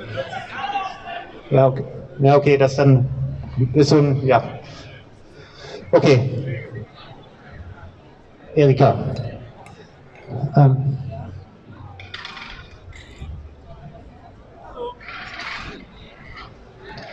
So, Erika wird jetzt weiter ihr Referat halten. Dieser Herr war ein gutes Beispiel dafür, dass es darum geht, Menschen mit anderer Meinung anzufeinden. Das hat er gemacht. Er hat uns gesagt, wir erzählen Schwachsinn und dann ist er weitergegangen. Diese Arroganz, ich wiederhole das nochmal, wenn vermutlich Zehntausende Impftote da sind und Menschen in eine Zwangsbehandlung gedrückt wurden und sich da mittlerweile herausgestellt hat, dass diese Impfung so gut wie keine Wirkung hat, ja, außer dass sie gefährlich ist, ja, dann ist es einfach keine erwachsene Meinung, wie dieser Herr hier rumzupuppeln, wir erzählen Unsinn. Er hat keine Ahnung. Und das werden wir jetzt auch anhand eines Filmes zeigen. Diese gehirngewaschenen Menschen, die die ganze Zeit Tagesschau sehen und nachplappern wie kleine Kinder, gefährden unsere Demokratie, zerstören unsere Gesellschaft. Unsere Gesellschaft ist gespalten. Genau dieser Herr hier hat es gezeigt. Und die Leute, die hier pfeifen, zeigen es auch. Sie haben doch keine Argumente. Sie haben doch keine Argumente. Nach 3 Jahren ist das nicht peinlich? Wie kleine Kinder reden Sie einfach, plappern Sie einfach nach. Und Sie werden wieder eingesperrt werden. So, Das sollten Sie vielleicht auch machen, aber denken Sie bitte daran, dass Sie in einer Demokratie leben und eine Verantwortung für die gesamte Gesellschaft besitzen. So, und wir machen das nicht, um Sie hier zu stören, wir machen das, damit Sie sich eine eigene Meinung bilden können. Nee, die haben Sie eben nicht. Wenn ich sage, komm ans Mikrofon, kommst du doch nicht, also hast du keine eigene Meinung. Das ist Plapperei. Ja? So, Erika, bring's bitte eben auf den Punkt. Ja. Ja, meine Damen und Herren, Sie merken, es brennt, es muss was geschehen. Ich nehme Sie jetzt kurz noch mit in die Gegenwart. Ich verkürze alles. Wie sieht es jetzt in der Gegenwart für unsere Kinder aus? Ich bin in größter Sorge. Sie wissen, was die Kinder hinter sich haben, die Masken in der Schule, die nicht notwendig waren. Und die Impfungen, die auch nicht notwendig waren. Die neuesten Untersuchungen haben ergeben, dass das alles nicht so stimmt, wie es erzählt wurde. Darum mache ich mir jetzt Sorgen um die Zukunft. Unsere Kinder können diese Dinge nicht mehr wieder mitmachen. Unsere Gesellschaft funktioniert ja auch nicht. Die Dorfgemeinschaft in 1963 war wunderbar.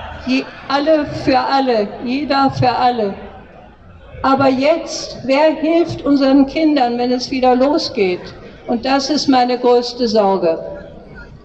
Ja, ich kann jetzt, Peter, ich mache jetzt Schluss.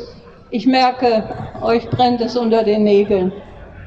Ja, ich grüße Sie noch einmal alle ganz herzlich. Denken Sie mal drüber nach, ob Sie nicht mithelfen können, dass diese Situationen, die wir hatten, nicht wieder auftauchen. Ich bitte um Ihre Mithilfe. Danke fürs Zuhören.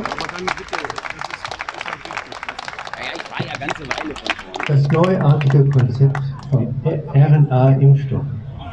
Chromosomen sind die Bücher des Lebens. Ihre DNA enthält die lebenswichtigen. So. Ja, schönen guten Abend, meine lieben Osnabrücker Bürger. Ich möchte mich entschuldigen, und zwar bei jedem Einzelnen von euch, und zwar aus dem einfachen Grunde, weil ich 1959 geboren zu den alten weißen Männern zähle, die nicht früh genug erkannt haben, wie wichtig das ist, unser wunderbares Grundgesetz und die dort verankerten Punkte früh genug zu verteidigen. Meine Generation und auch viele nachfolgende Generationen war die Demokratie was Selbstverständliches. Etwas, für das wir nicht kämpfen mussten. Und wir haben durch Ignoranz und Unterlassung den nachfolgenden Generationen ein wirklich schlechtes Vorbild geliefert. Und somit habe auch ich mich an dieser Sache leider schuldig gemacht. Und ich habe mich in der Konsequenz, auch deshalb sehe ich mich heute als schuldig, weil daraus resultiert, dass heute 600 sogenannte Volksvertreter tatsächlich sich trauen, ein 83 Millionen zählendes Volk durch Waffenlieferungen in Kriegsgebiete, durch das Ausbilden von aktiven Soldaten, sich wirklich an einem Krieg beteiligen, 78 Jahre nachdem von diesem Land hier ein Weltkrieg losgebrochen wurde. Und wir schauen heute wieder zu, wie diese sogenannten 600 Volksvertreter ein ganzes Volk in Geiselhaft nehmen und über ihre Köpfe hinweg schwerste Tötungswaffen in ein Kriegsgebiet zu liefern und Militär auszubilden, die nur für das Töten anderer Menschen zuständig sind. Und wir schauen zu. Hallo Helge. Und sind hier in der sogenannten Friedensstadt Osnabrück. Die Friedensstadt. Unsere Regionalpolitiker erheben nicht ansatzweise ihre Köpfe, um diesen wirklich internationalen Verbrechen die Stirn zu bieten. Ich bitte euch um Verzeihung, dass ich und meine Generation viel zu wenig als Vorbild fungiert haben, damit wir das nicht mehr zulassen hätten können. Aber nein, ich habe viel zu lange geschlafen und ich hoffe und bete tatsächlich, dass nicht wir alle hier aufwachen werden, indem wir die ersten Einschläge von Tötungswaffen hier in Deutschland betreiben müssen. Denn ich bitte euch, seid euch im Klaren darüber. Wir haben 3 atomare Stützpunkte der Amerikaner hier in Deutschland, von denen wir wissen. Und 3-mal dürft ihr euch überlegen, wenn es zu einer wirklichen, absoluten kriegerischen Auseinandersetzung kommt, wo diese ersten Atombomben einschlagen werden.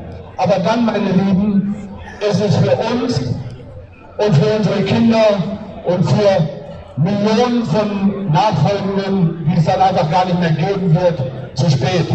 Und deshalb bitte ich euch von ganzem Herzen, macht nicht den Fehler, den ich begangen habe. Steht auf und setzt euch für den Frieden ein. Ich danke euch. Okay, dann geht's in Ruhe. Ja, tut mir leid, mein Gimbal muss bald wohl mal neu. Die Osnabrück hat ja, Moment. Osnabrück hat ja, Sie dürfen sprechen. Kleinen Moment, ich will es nur eben sagen. Wir können auch richtig miteinander sprechen. Ja, ich gebe Ihnen das Wort. Ja, aber Sie können, dann lassen Sie uns miteinander sprechen, richtig. Ich möchte nur einen Satz sagen. Nee, das brauchen Sie nicht, dann setzen Sie gleich wieder hin, ja? Na, ich möchte mit Ihnen sprechen. Ich gehe davon aus, dass Sie etwas sagen möchten, was ich nicht hören möchte, aber ich möchte darüber mit Ihnen sprechen. Aber ich möchte darüber mit Ihnen sprechen können. Erstmal meinen Satz anhören und dann reagieren. Aber dann laufen Sie doch bitte nicht weg. Seien Sie so freundlich, laufen, gut. Nein, so. Also hier wurde eben gesagt, dass hier 83 Millionen Bürger in Deutschland in Geiselhaft genommen werden. Ich bin mindestens einer von denen, die dazu nicht gehören. Ich halte das für ziemlichen Unsinn. Ich bin jedenfalls keiner, der sich in Geiselhaft fühlt. Okay, mein Herr, danke, das ist mir legitim. Bleiben Sie doch bitte hier. Das ist nicht, sehen Sie, deswegen wollte ich Sie, das ist ungehörig, was Sie machen. Jetzt laufen Sie weg. Das ist ungehörig. Ich sag Ihnen, Sie sind in Geiselhaft, ob Sie das wahrnehmen oder nicht. Sie sind in Geiselhaft, weil unsere Regierung eine Kriegspolitik betreibt, die der gesamten Außenpolitik der Bundesrepublik Deutschland der letzten Jahrzehnte, seit 50 Jahren, dem widerspricht diese dumme Außenpolitik von Annalena Baerbock und Herrn Scholz. Und wenn es hier knallt, mein Herr, dann können Sie sagen, Sie waren nicht in Geiselhaft. Sie haben aber keine Antwort darauf, warum unsere Bundesregierung nicht Friedensverhandlungen gleichzeitig parallel führt. Warum tut sie das denn nicht? Und dafür stehen Sie jetzt nicht mehr auf, oder? Stehen Sie dafür auf? Oder ich komme auch gern zu Ihnen hin. Was haben Sie denn gegen Friedensverhandlungen? Ich habe mich darauf beschränkt, einen Satz zu sagen, aber Sie fragen mich jetzt direkt nach Friedensverhandlungen. Mit wem wollen Sie denn Frieden verhandeln? Können Sie das berichten? Sagen Sie mir das mal. Also erstmal glaube ich nicht, dass die Sowjetunion böser war als die russische Föderation.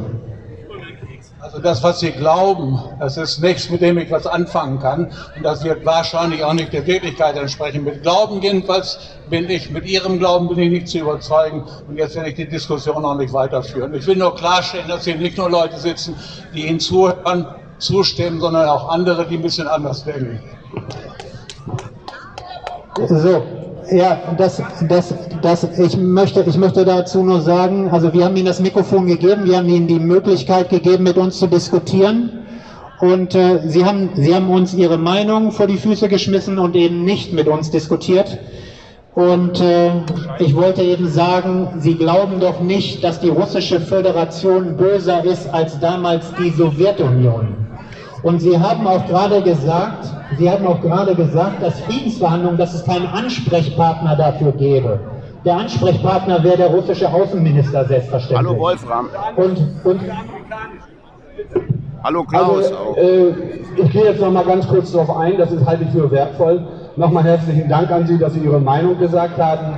Aber ich will Ihnen gerne Argumente liefern, die uns allen dazu dienen sollten, für den Frieden auch wirklich einzutreten. Und zwar ganz klar, man muss mit allen Kriegsparteien in Friedensverhandlungen treten. Dazu zählen die Russen, dazu zählen gleichermaßen mindestens die Amerikaner und nicht zuletzt auch europäische Länder. Wir alle sind dem Frieden verpflichtet. Und es gibt keine Argumentation, die dagegen auch nur ansatzweise aufrechterhalten werden kann. Das will ich Ihnen ganz deutlich sagen. Und ich sage es nochmal, die Amerikaner haben nachweislich seit über 70 Jahren die meisten Angriffskriege der Welt geführt. Und heute machen sie es genauso wieder. Denen ist doch scheißegal, ob ihr eure Stromheizung bezahlen könnt demnächst, ob wir 18% Lebensmittel, lasst mich aussprechen, 18% im Lebensmittelbereich Verteuerungsrate haben, dass hier Kinder in einem der reichsten Länder dieser Welt praktisch in die Armut reingerissen werden zu diesen ganzen ekligen Corona-Schweinereien, die sie unseren Kindern angetan haben. Und ich sage euch, wer jetzt nicht aufwacht und jetzt nicht wirklich für unsere Demokratie eintritt, und zwar wirklich, der wird sich auch in späteren Zeiten, dann wird es unter Umständen wieder Stolpersteine in Osnabrück geben, wo darauf hingewiesen wird, hier wohnten da Lügen, die sind abtransportiert worden. Ja? Die scheiß auf diese Stolpersteine. Scheiß auf die Stolpersteine. Jetzt ist hier jeder einzelne Bürger und Mensch gefragt, gegen dieses Unrecht von diesen 600 Volksvertretern aufzustehen. So, was ich jetzt in dem Zusammenhang noch sagen möchte, jetzt zeigen wir den Film von Bhakti. Ich schäme mich für die Stadt Osnabrück, wie die mit ihrer russischen Partnerstadt Twer umgeht. Und ich würde mir wünschen, Twer führt jetzt ja definitiv keinen Krieg im Donbass. Ich würde mir wünschen, dass die Osnabrücker sagen, dass die Städtepartnerschaft mit Russland gerade jetzt eine besondere Bedeutung hat, mit der russischen Stadt Twer jetzt eine besondere Bedeutung hat, und die darf man natürlich nicht aussetzen. Und die Friedensverhandlungen sind absolut notwendig, und die wird es auch geben. Der Militärexperte steht jetzt auch auf und geht. Ja. Das ist typisch, sie laufen vor den Problemen weg, und das ist nicht in Ordnung. Ja. Das ist einfach nicht in Ordnung. Es ist unsere gemeinsame Verantwortung, für den Frieden einzustehen und auch dieser Regierung in den Arm zu fallen. So, jetzt zurück zu dem Thema Gesundheit, denn hier haben ja viele bereits ein Impfabo gezogen im letzten Jahr, und das sollten sie kündigen. Und warum sie das kündigen sollten, das gucken Sie sich jetzt bitte an. Werner. Das neuartige Konzept von RNA-Impfstoffen. Chromosomen sind die Bücher des Lebens. Ihre DNA enthält die lebenswichtigen Rezepte, nach denen Proteine hergestellt werden. Bei Bedarf wird das Buch geöffnet und eine Kopie des gewünschten Rezeptes angefertigt. Bei der Kopie handelt es sich um mRNA, die die Produktion des Proteins steuert. Ist die Anleitung abgelesen, wird das Rezept nicht mehr benötigt und entfernt. mRNA-Impfstoffe sind solche kurzlebigen Kopien von Chromosomenrezepten, die die Produktion ausgewählter Antigene, zum Beispiel des Corona-Spike-Proteins, steuern. Mit jeder Injektion werden mehr als 1 Milliarde Kopien RNA-Molekülen verabreicht. Die Massenproduktion von mRNA erfordert die massenhafte Verfügbarkeit der DNA-Rezepte. Wie wird dies erreicht? Die Lösung stellt einen Grundpfeiler der Gentechnologie dar. Die Billionen und Trillionen von Bauanweisungen stammen von Bakterien. Die Rezepte sind in winzigen bakteriellen Chromosomen enthalten, die als Plasmide bezeichnet werden. Die Teilungszeit der Bakterien beträgt etwa 20 Minuten. Die Anzahl der Zellen verachtfacht sich pro Stunde. In nur wenigen Tagen können daher buchstäblich unzählige Bakterien mit den Plasmiden gewonnen werden. Plasmide sind leicht zu manipulieren. Fremde Rezepte, das heißt Gene, die die Bauanweisung für virale Proteine enthalten, können ganz einfach eingefügt werden.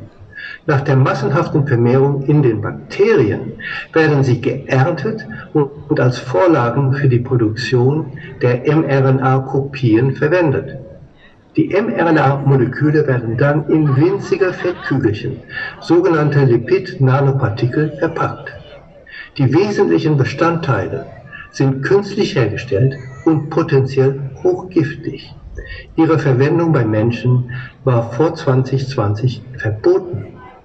Mit der Notfallzulassung der Covid-RNA-Impfstoffe wurden gegen diese Regel verstoßen. Das Verpackungsmaterial wird benötigt, um die RNA vor der Zerstörung zu schützen und ihre Aufnahme in die Körperzellen zu erleichtern. Sie gelangen über den Blutkreislauf zu allen Organen des Körpers. Dort wirken die Kügelchen wie trojanische Pferde. Sie werden von den Zellen aufgenommen und ihre Fracht wird freigesetzt. Es folgt die Produktion des Genproduktes, die zur Auslösung einer Immunantwort führt. Bei der Immunantwort kommt es zur Bildung spezifischer Antikörper, die vor zukünftigen Infektionen schützen sollen. Das verhängnisvolle Problem. Das Immunsystem erkennt und zerstört Körperzellen, die fremde Proteine produzieren. Das passiert regelmäßig, wenn unsere Zellen von Viren befallen werden. Diese Fähigkeit, Körperfremdes zu erkennen, ist uns mit der Geburt gegeben. Sie schützt uns das ganze Leben lang, weil virusinfizierte Zellen so wirksam entfernt werden. Dieser angeborene Schutz durch das Immunsystem kann nicht unterdrückt werden. Wird also mRNA, die die Bauanleitung für ein beliebiges, körperfremdes Protein enthält, in eine Zelle eingebracht, so wird diese Zelle vom Immunsystem angegriffen werden.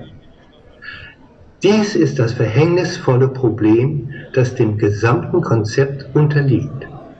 Die Menge der verpackten mRNA, die mit jeder Injektion verabreicht wird, ist gigantisch.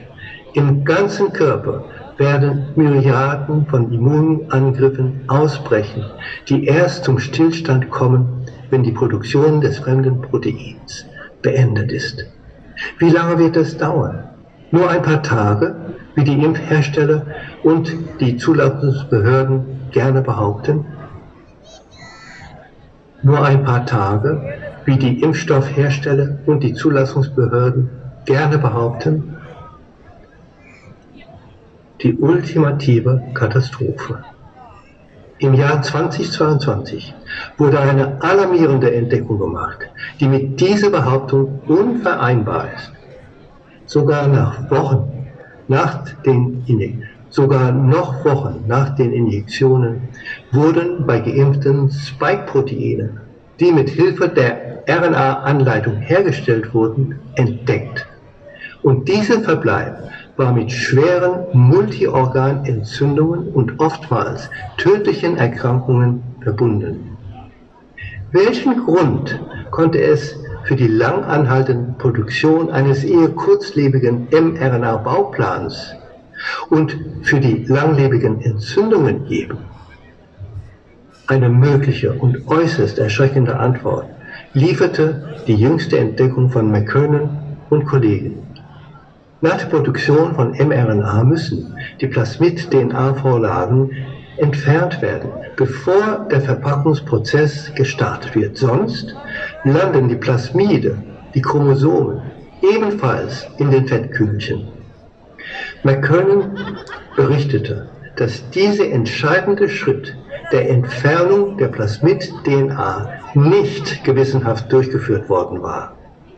Es wurden große Mengen an Plasmid-DNA in verpackte Form gefunden. Die Verpackung garantierte, wie bei der mRNA, die erfolgreiche Lieferung in unsere Körperzellen. Der Unterschied ist, dass DNA sehr viel stabiler ist als mRNA und über längere Zeiträume als Rezept für die Produktion dienen kann.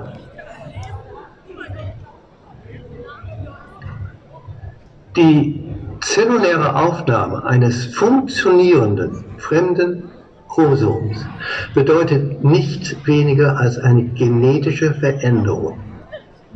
Es ist anzunehmen, dass Menschen, denen diese verpackten bakteriellen Chromosomen mit der Impfung gespritzt wurden, dieses Schicksal erleiden. Die Expression jeglichen körperfremden Gens wird einen Immunangriff auf die produzierenden Zellen auslösen. Die fortgesetzte Produktion eines fremden Proteins bedeutet den Tod der Zelle. Diese wird im gesamten Körper geschehen. Es bilden sich Blutgerinnsel, da die Gefäße verletzt werden, und das Gewebe stirbt wegen Sauerstoffmangels ab. Das Herz ist ein Organ, das tote Zellen nicht ersetzen kann. Wer hat nicht schon von den mysteriösen plötzlichen Fällen von Herztod gehört, die weltweit auftreten? Sie sind nur die Spitze eines Eisbergs. Durch Impfungen ausgelöste Herzkrankheiten stehen auf der Tagesordnung von Jung und Alt. Das zweite Organ, das seinen Tod nicht ersetzen kann. Das zweite Organ, das die toten Zellen nicht ersetzen kann, ist das Gehirn. Je nachdem, wo der Impfschaden auftritt, kann es zu neurologischen und psychischen Veränderungen kommen. Krankheiten, die gegen den eigenen Körper gerichtet sind, Autoimmunerkrankungen, und einzeln eher selten auftreten, können sich durch die mRNA-Injektion nun gehäuft und gleichzeitig in verschiedenen Organen entwickeln. Dieses außergewöhnliche Zusammentreffen von Schäden wird durch den tragischen Fall eines 14-jährigen Kindes aufschlussreich illustriert, das an einer Multiorganentzündung starb, wie sie noch nie bislang gesehen wurde. Hinzu kommt, dass die Impfung in der Lage ist, sowohl die Fruchtbarkeit als auch die Fortpflanzung massiv negativ zu beeinflussen. Die Impfstoffe reichen sich in den Fortpflanzungsorganen an, was die Fruchtbarkeit unmittelbar beeinträchtigt. Die Aufnahme von im Blut zirkulierender RNA und DNA in Zellen der Plazenta kann zu Totgeburten führen. Die Aufnahme von im Blut zirkulierender RNA und DNA in Zellen der Plazenta kann zu Totgeburten führen. Eine Schädigung der Plazenta kann es den körperfremden Genen außerdem ermöglichen, in den Kreislauf des Ungeborenen zu gelangen. Die Stammzellen im Blut der Nabelschnur sind nach einer Impfung reduziert und beeinträchtigt, und es gibt berechtigten Grund für die Annahme, dass die körperfremden Gene das Ungeborene im Mutterleib erreichen. Außerdem wurde die Verpackung der Impfstoffe in der Muttermilch nachgewiesen. Die Durchlässigkeit des Darms ist in den ersten Wochen nach der Geburt hoch, und es besteht die Befürchtung, dass das Stillen die direkte Übertragung der Impfstoffe auf das Neugeborene ermöglicht. Das würde dazu führen, dass bereits beim Neugeborenen die Selbstmordmechanismen in den Zellen aktiviert werden. Im Labor ist es möglich, eingeschmuggelte fremde DNA in das Buch des Lebens einzufügen. Wenn dies in geimpften Menschen geschehen sollte, sind die möglichen Folgen unendlich. Eine Störung des fein abgestimmten Netzwerkes, das die Zellteilung und Entwicklung steuert, könnte zu Krebs führen. Mutationen in Spermien und befruchteten Eizellen könnten veränderte Eigenschaften vererbbar machen und zur Entstehung von Wesen führen, die vom evolutionären Weg der menschlichen Rasse abgewichen sind.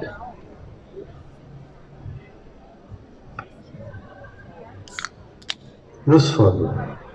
Es muss damit gerechnet werden, dass es durch den Angriff des Immunsystems auf die Zellen, die die Virusproteine herstellen, zu einer weit verbreiteten und anhaltenden Schädigung von Geweben und Blutgefäßen kommt. Dieser Angriff erfolgt, weil das Virusprotein körperfremd ist. Und da jede weitere neue mRNA-Impfstoff die Herstellung eines körperfremden Eiweißes steuern wird, muss damit gerechnet werden, dass Schäden in ähnlichem Ausmaß immer wieder angerichtet werden. Diese albtraumhaften Szenarien verschlimmern sich mit jeder Auffrischungsimpfung. Außerdem muss damit gerechnet werden, dass die Verunreinigung von Impfstoffchargen mit Plasmid-DNA nicht die Ausnahme, sondern eher die Regel sein wird, da es kein kosteneffizientes Verfahren gibt, um massenhaft hergestellte RNA zuverlässig von Plasmiden zu trennen. Daher ist ein lang anhaltender Autoimmunangriff auf die Zellen bei der Verimpfung von Plasmid-DNA unvermeidlich. Durch das Einbringen eines fremden Bauplans in unseren Körper könnte jedes individuelle Buch des Lebens unwiederbringlich verändert werden. Wenn es zum Einbau der Bauanleitung in das menschliche Chromosom kommt, können unzählige zelluläre Funktionen dauerhaft gestört werden. Es können bösartige Erkrankungen auftreten und die Lebenserwartung könnte drastisch sinken. Endlose Krankheiten und Leiden könnten zum Schicksal der Betroffenen werden. Es entsteht ein Horrorszenario, das zahllose Menschen betreffen könnte, die wir lieben und in unser Herz geschlossen haben. Es liegt an uns, dieses zu verhindern. Alle Menschen weltweit müssen sofort aufstehen und alle RNA-Injektionen stoppen.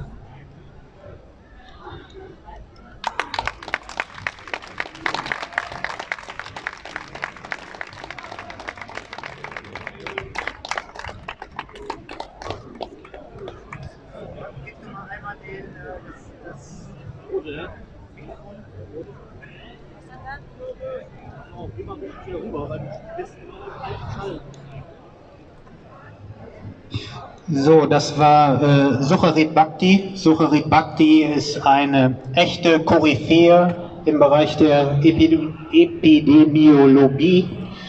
Der hat unser Immunsystem entschlüsselt. Das heißt, er hat seine Forschungsarbeit darüber geschrieben, wie die T-Zellen Bakterien angreifen, also wie unser Immunsystem funktioniert. Und da ist er eine weltweite Koryphäe. Und er wurde in den Medien eben zum Spinner erklärt und er warnt ausgiebig vor diesen mRNA-genbasierten Impfstoffen. Wer diese Impfung weiter in Erwägung zieht, sollte sich den Namen Sucharit Bhakti nochmal merken und machen Sie sich bitte schlau. Und ich würde sagen, nehmen Sie es besser nicht mehr. So, jetzt zeigen wir den Film Planet Lockdown. Ich habe ja auch angedeutet, dass diese Maßnahmen zurückkehren werden. Vergessen Sie nicht, wie gut Sie sich gerade fühlen. Und das stellen Sie bitte mit dem Gefühl nebeneinander, wenn Ihnen die Regierung wieder Angst einjagen möchte. Lassen Sie das nicht mit sich machen. Sie sind erwachsene Menschen. Lassen Sie sich nicht wieder verschaukeln. Denken Sie an Ihre Kinder. Denken Sie an Ihren Großeltern, dass die nicht wieder in den Altenheimen eingesperrt werden, dass die Kinder nicht wieder in den Schulen mit Masken vergewaltigt werden von hysterischen Lehrern. Das darf nicht nochmal passieren. Danke.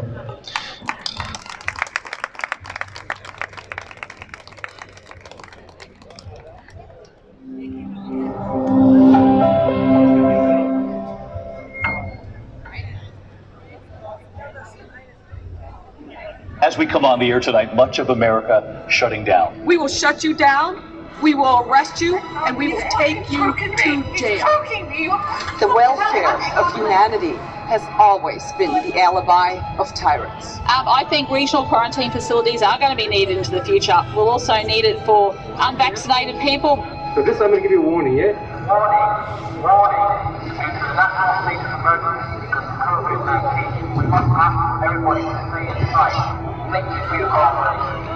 this the future you want for us? An allen kritischende Menschen! Schließt euch an! Schließt euch an! It isn't about breaking the fourth wave. It is all about breaking people. We do not comply. We do not comply. We do not comply. We do not comply. We do not comply.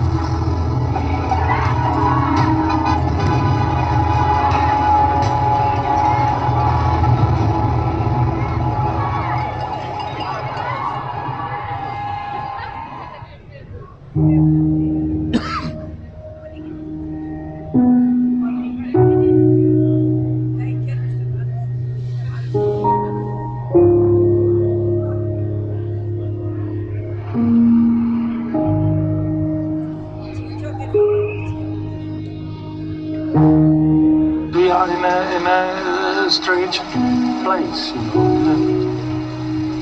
in a strange place, in the corona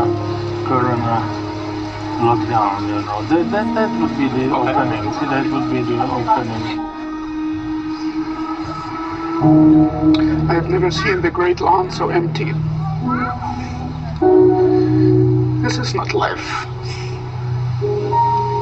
The government is destroying people's lives, just creating fear, making people behave rationally.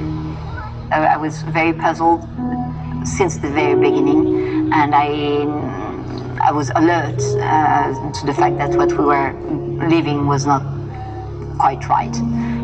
It was like a programmed and orchestrated action, which was almost in the same way all over the world. There must be a plan behind this when it turns out that the pandemic isn't a pandemic, but it's just something like the common flu, and when it turns out these people who are telling us about these PCR tests are lying to us. So the next question, of course, is who's doing this for what purpose? This is a very, very serious matter. It has nothing to do with hygiene. It has to do with criminology. You're regularly pledging obedience to things which are not logical.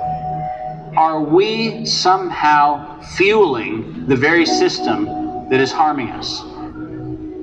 If you have fear, root it out. If you've decided someone or something is so important that you give up your liberty, re-examine that decision and claim your liberty over whatever that thing is. I would say the most striking thing about this whole experience has been just feeling alone, you know, and kind of being told that we don't matter or that we're crazy and that we're being sacrificed for greater good. And that's been really the hardest thing for me.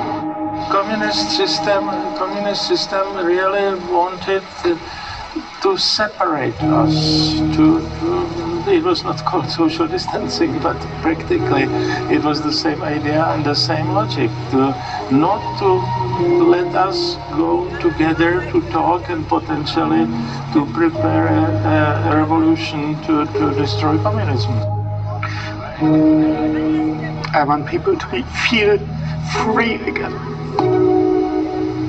not suppressed, incarcerated.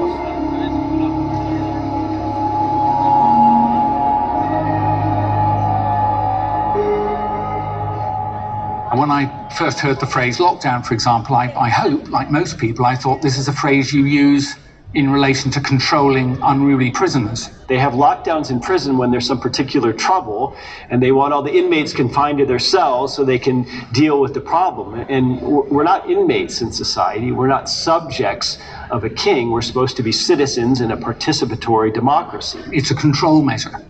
And I think pretty much all that has happened since is to do with control.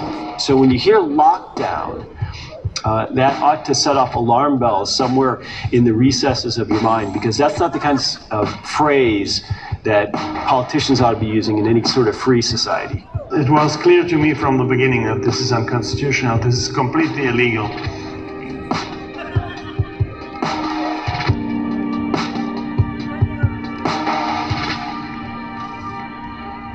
Ventilators, ventilators, ventilators. What am I going to do with 400 ventilators when I need 30,000? I didn't know what they were a few weeks ago. Flatten the curve, flatten the curve, flatten the curve. Well, the COVID-19 narrative started in the mid-spring with this idea that we were going to flatten the curve or we're going to slow the spread. In fact, the White House campaign was 15 days to slow the spread. And the reason of being in need to flatten the curve was because we needed to spread the hospitalization of people. Well, what actually happened is the healthcare system absorbed the shock. We had thousands of beds at the Javits Center that continued to be open, a Navy ship that sat next to Manhattan that had no use. And so the story almost immediately changed. The narrative transitioned seamlessly into effectively a kind of rolling barrage of lockdowns and shutdowns and quarantines and mask wearings, presumably in order to just prevent the spread of the virus itself. When WHO asked to eliminate the virus, claiming that we are able to bring it down, lock it down, close it down. Is that possible? Eliminate it? Definitely not. Yeah. Definitely not. Whatever the argument was at the beginning, we now actually have the evidence. And we know we can actually look at the states that locked down and the states that didn't. We can compare countries that locked down with countries that did not. The countries that did a lockdown, proper lockdown, had the peak, the Alpine peak, the peak of the Alps, if I could say, when Sweden got a much more flattened curve, although they didn't do any lockdown. You'd like to believe that lockdowns may have been costly, but at least they were beneficial. The reality is that lockdowns were virtually all pain and no gain. So what we do is we quarantine the sick. We've always done that. We've quarantined the sick because that's how you avoid infecting the wider population. So the idea of quarantining the well, this so-called lockdown, is a new invention, and it has no foundations whatsoever, either in science or in the history of controlling epidemics.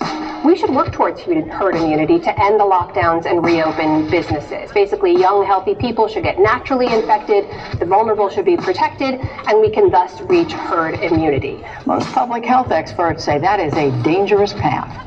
I think that that's extremely unrealistic. Herd immunity is not so much a policy as it's a fact of nature. There is no superhero who is immune from this disease. The fact of questioning whether we would have an immune response to it was very, very strange. We need to learn some tough lessons from this. I'm talking about honoring the decades of work in science that have gone to contribute to our present understanding of virology, transmission, epidemiologic factors.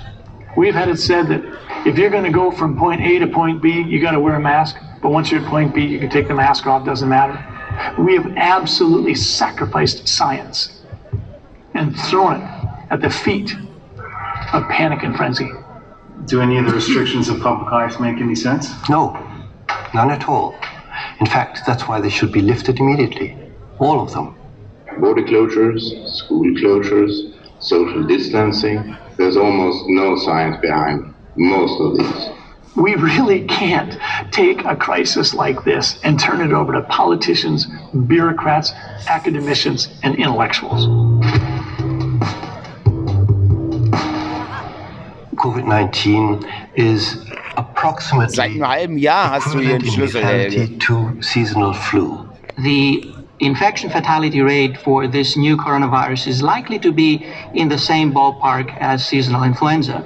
I think it would be like a severe influenza season, the same as which would be on the order of 0.1% maybe. Given this virus represents, at worst, a slightly bigger risk to the old and ill than does influenza, and a less risk, a smaller risk, to almost everyone else who's younger and fit.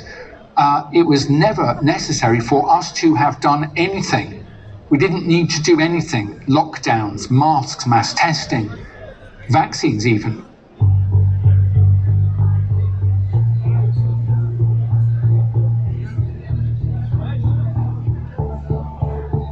I was sitting at my desk And I was swamped that day. Sick patients, trying to keep up with what was going on in the Senate. And I was flipping through emails, and I scrolled down, clicked on an email from the Department of Health, and when I got to the bottom of it, where it seemed like it was coaching me to use COVID-19 as a diagnosis in situations that I wouldn't have used influenza or any other specific viral diagnosis without having tested for it. And frankly, my thought was, damn it, that's not the way we should be doing things. And what struck me right away was that I felt like I was being coached to go ahead and use COVID-19 without using the same standards of precision that I would for other things. If I'm going to make a diagnosis, I believe as a physician, I have an obligation to use the tools available to me to nail it down with as much certainty as possible. And it seemed to me that the Department of Health and the link to the CDC document that said that you could diagnose COVID-19 as a cause of death on a death certificate, it seemed to me that those two documents in tandem went against all that I had been taught or doing for the last 35 years. There were enormous changes made in attribution of causes of death. So we'd never had anything as absurd as the rule that is now used. So if you should die within 28 days of having a positive result in an inappropriate test using molecular biology, then you would be declared to have died of COVID-19. That's just wrong. It's not just a matter of disagreeing professionally, it's just complete nonsense. Technically, even if you died of a clear alternate cause, but you had COVID at the same time, it's still listed as a COVID death. So everyone who's listed as a COVID death doesn't mean that that was the cause of the death, but they had COVID at the time of death. I hope that's helpful. What CDC has said is anybody that tests positive, if they then die, that's a death amongst cases. How many have died from COVID-19 that do not have any other underlying health condition? Nationally, the numbers are vanishingly small. In less than 10%, I think I saw something like 6%. You just divide those numbers that are presented to you by the press by a factor of 10, and then you're down to earth. And when you do this, in Germany, for instance, you come to a number that starts to be absolutely ridiculous. You have to realize that in Germany, 2,500 people are dying every day. Of these, 10 have been dying because of COVID-19. But of these 2,500, 1,000 are dying because of heart attack. Another 800 are dying because of cancer. Another, and at least 50 are dying because of pneumococcal pneumonia, 5 times more than COVID. There is no more deaths in 2020 than other years, and they're not stopping the pandemic. They're not stopping this mess. So there is a problem of governance, because it is clearly one person directing. Would an NGO that has become a business international organization would feel immunity given by the Swiss government? So who's directing the Swiss government is the big question. Like, who is directing really the United Nations?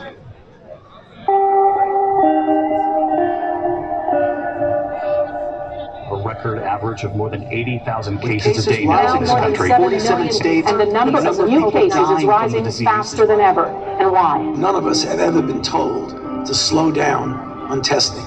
In fact, we will be doing more testing. We have a simple message for all countries: test, test, test. In January 2020, another thing started, and that was that there was a test, a PCR test, that was invented by Mr. Drosten, and it was accepted by WHO, and the WHO said, yes, when the test is positive, we have a case of COVID-19. So the meaning of the word case has been changed during the data collection of an epidemic. That is, for an epidemiologist and for everybody else, the worst thing that can happen. Because I realized very quickly that it was used to define cases. cases for us in our language is about patients. And here the cases became the positivity to PCR. So forget about the individual, it was just a result from a technique. They're now calling apples oranges. And now there are many oranges, many more than there were before. Before they called apples oranges. Even the WHO agrees that it's not enough for a PCR test for you to test positive on a PCR test, but you need symptoms. And it's never in the history of mankind, in the history of medicine, there has never been testing of healthy people. You should not be using this test on people without symptoms. Mass testing of people without symptoms has no underpinning science at all. It's just a way of frightening people.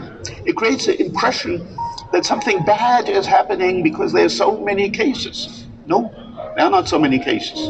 We finally built this crisis with this new definition of cases based on this PCR testing. And this is how they started counting the cases. What they counted was the activity of testing. And the more they tested, the more cases they found.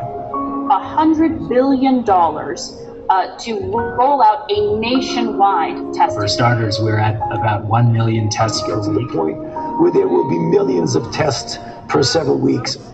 What we experience at the moment is nothing more than a PCR test pandemic. There's no connection between what happened, the accident from Wuhan laboratory, and the spreading of the test are two different things that not need to be connected, because the test is positive with viruses that exist long ago, that exist before. They are positive with all beta coronaviruses, with lots of SARS viruses that exist around 20 years already, all over the world. But we have created a situation where so many people are so fearful that reality doesn't enter their mind anymore. The PCR method developed by Mullis, who got the Nobel Prize for this, he himself said, do not use this test for diagnosis. He said, and made it very clear, this is not a technology to be used for diagnosing viral disease.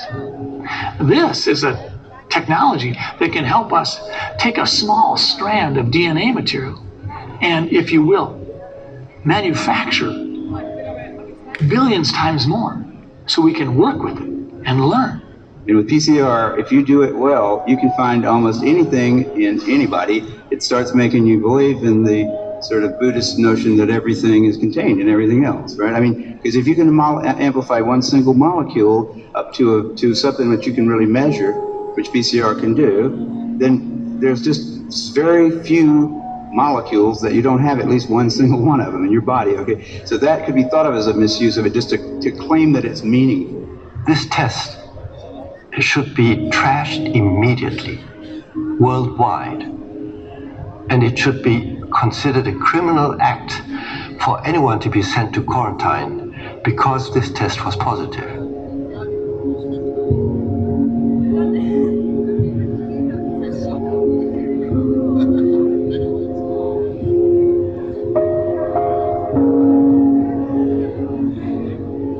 Since early February, we have said that asymptomatic people can transmit COVID-19. We are constantly looking at this data. It still appears to be rare that an asymptomatic individual actually transmits onward. We know that most of the spread are from asymptomatic people, particularly young adults. Children under the age of 10 can be asymptomatic carriers of the virus. Very difficult. It's very hard to fight an invisible enemy. We could be sick, we could be infected and asymptomatic, not showing any symptoms. In all the history of respiratory-borne viruses of any type, asymptomatic transmission has never been the driver of outbreaks. The driver of outbreaks is always a symptomatic person. An epidemic is not driven by asymptomatic carriers. This idea, for example, that you can be ill even though you have no symptoms, and you can be a respiratory virus threat to someone else even though you have no symptoms, that's also invented in 2020. It is complete nonsense. It's never been shown. It's a claim that has been spread as a fact. And this I consider criminal. And this asymptomatic is a terrifying definition because it makes you, the others, anyone that I meet, as the enemy. You have become a potential enemy to me because you're potentially bringing with you the SARS-CoV-2. And this is actually terrible because it denies the capacity of a person to be a healthy person. Because if asymptomatic exists, then who is healthy? No one. Anyone who is surrounding us, our relatives, our friends, and who shows no symptoms, who's perfectly healthy or appears perfectly healthy, could be a threat. That's what this induces. That's what this fraud, there are asymptomatic infections, induces. It tells us, oh my God, everybody could be potentially dangerous. That is not true. It was not clear whether an asymptomatic person could transmit it to someone while they were asymptomatic. Now we know from a recent report from Germany that that is absolutely the case. The asymptomatic infection is based on a scientific paper which was published by Drosten, and this Chinese woman, which is quoted in that paper, was not asymptomatic at all. She was sick, she had the normal flu. So this claim that this Chinese woman was asymptomatic is a fraud. It's not true. In order to transmit a virus to be a good, efficient source of infection, you have to have a lot of virus. And if you have a lot of virus, then the virus is attacking you and you are fighting back. That process produces symptoms inevitably. It's not just occasionally, it must always happen. That's what they obviously want to get through, that asymptomatic healthy people are a threat to the community. So that everybody has to be tested and then vaccinated. When you are vaccinated, and then they say then you are free again until the next mutation comes, and then we have to do the next vaccine. So it's an endless game. Yeah, you can do it every year again. As we know from a big study in China now, we are very sure that there is no such thing as asymptomatic transmission of COVID-19. We don't have it. You don't have to be afraid.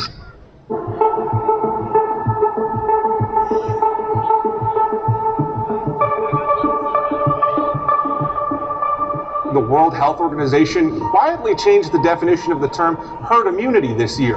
The newer definition focuses on vaccines only and removes the line about building herd immunity through previous infections.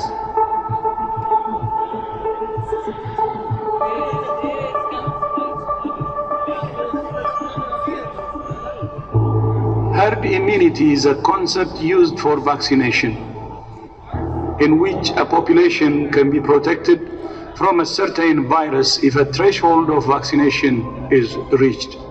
WHO is in Geneva, the headquarters, and it's the World Health Organization, and it is responsible to coordinate for member states and also to take care, for example, of the international classification of diseases. If I have to say something about the crisis, I think it's a crisis of the language, and especially in science and in medical sciences. There were a number of words that we could not connect properly. A big problem with WHO is they're changing definitions without scientific validation at the international level. They're changing the definition of epidemic, of pandemic. We have therefore made the assessment that COVID-19 can be characterized as a pandemic. Pandemic is not a word to use lightly or carelessly. It's a word that, if misused, can cause unreasonable fear. Everyone who in the street would notice that there is a pandemic, because the neighbors would get ill, the people at work would get ill. In the bus, you would see it, the people coughing. You would really, a pandemic, you cannot oversee it. It's something each of us would experience. This was a pandemic, and the WHO changed it. why the WHO Then we have heard that the definition of the pandemic has been changed. But I've heard no reason why. Die WHO saß also hier am Abzug dieser ganzen vorbereiteten Transaktionen. The scientific criteria for an influenza pandemic have been met. There was a new definition that had been coined by the World Health Organization in 2009. It suppressed the notion of severity. The pharmaceutical industry pressed WHO to change the pandemic, the definition of pandemic, and they just wiped out that there should be many severe cases and many deaths. You can change a definition and you can change the world. And we had this change of a definition, and with this change of a definition, it was the tool how the fear was driven worldwide. In the spring of 2009, public health officials were alerted to an unusual outbreak of influenza. The world was confronted with a new flu virus to which it appeared no one had immunity. The potential existed for a severe pandemic. They changed the pandemic, the definition of pandemic again, just some month ago, when they said we have something like a permanent pandemic. We have an interpandemic period, and then we have a post-pandemic period, and then we have the pandemic period. And they said they made us think and understand pandemic as a permanent thing with waves coming again and again. And this is the picture now WHO uses, and this is also what Bill Gates uses, what the pharmaceutical industry uses. They frighten us with the next wave to come and with new mutations. So it's a very good business model. They're not complying to the obligation that they have to coordinate information but not to decide for member states. And today you see clearly they are deciding unilaterally. Now we have a political problem. They are responsible for having announced and having obliged as leaders given recommendation to get the vaccination that is experimental. So where is the consequence? So this goes higher. By the time we got to about the third main theme of this pandemic and how to control it, I knew I was being lied to all the time by government, scientists, their advisors, by ministers, people on the TV. And I'm afraid that impression has simply firmed up as time's gone on. Suddenly I saw too many lies and too many different rhetorics, uncertainty. I wrote an article in Acta Biomedica on WHO International Health Regulation uncertainties, and in that I was already questioning. So I questioned, and I saw very well that there was something wrong. A number of scientists and doctors who have been saying we have trouble declaration of Brett Barrington, we have trouble doctors for ethics, we have trouble 57 scientists in which I am as well putting a paper on asking to stop the vaccination. But it seems as though nobody listened, and it's sad because we need those discussions. We need to be face to face and to have this discussion and to force the laboratories to provide the answer to all this. So as time went on, I found when I talked to fellow scientists, often retired scientists or academics, people I grew up with who are now hold chairs in immunology, they would agree with me privately that PCR testing as it was being done was completely nonsense and fraudulent, that the attribution of deaths in the way we've done it is completely stupid. Lockdown clearly was irrational and probably killing lots of people. But the difference was they were not willing to say anything in public because they said it's been intimated that the authorities in the university don't want us to challenge the government narrative or that of its advisors. So we're not. And that's what happened. We ended up with people looking the other way. Some of them, they get a lot of money that they say the opposite. And some of them are just afraid to lose their job. You have people who told me, you shouldn't discuss. This is a bad situation. Everybody must be at the order, saying, okay, this is like that. And this is, to me, very similar to the Soviet time where I lived. There was only one meaning admitted. And when you had another meaning, you were declared as an enemy, or as a spy, or as a conspiracy theory. This did the Soviet powers.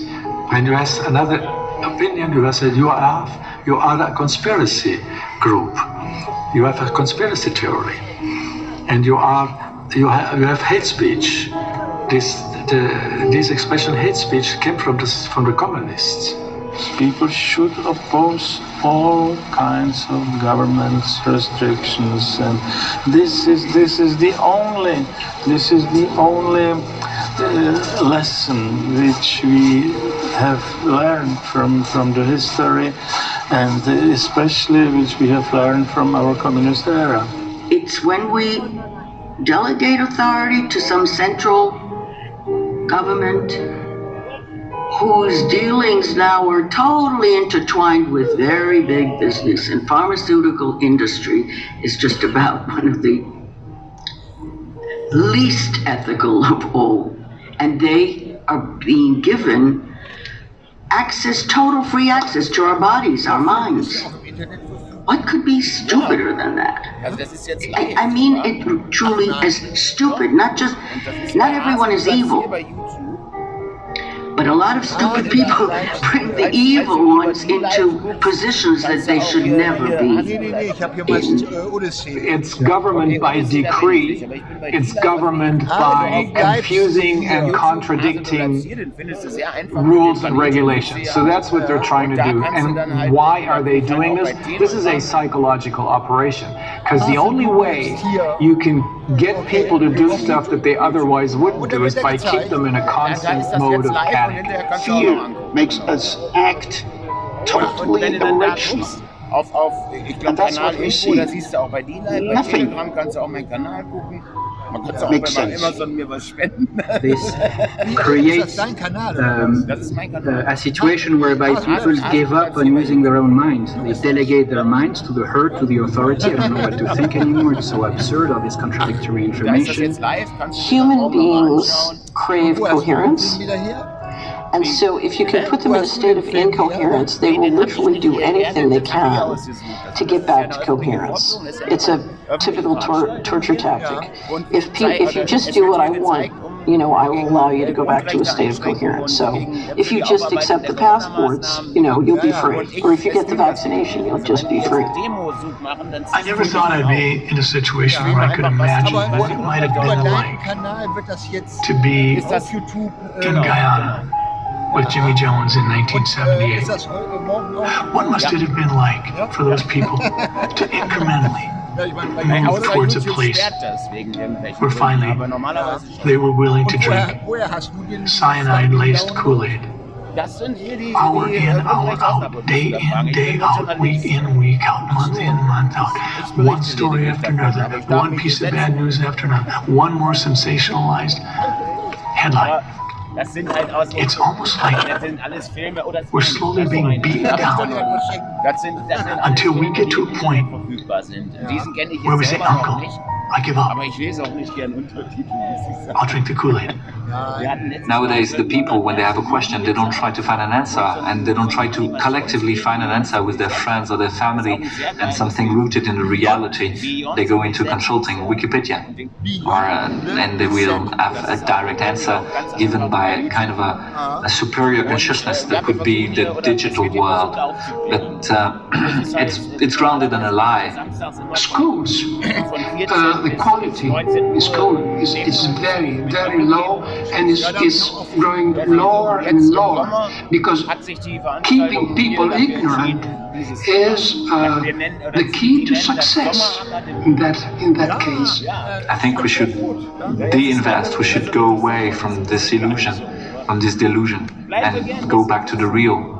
And that's my advice. I'm a doctor. I can prescribe you something. I prescribe you to turn off the TV, turn off your smartphone, get back to the reality. Alpha, beta, gamma, delta. These are the variants of the coronavirus. And there is a new one now, called the Delta Plus. It sounds startling. The variant of concern. a new double mutant? We are worried about the Delta variant. Double mutant strain. Should we fear the Delta variant?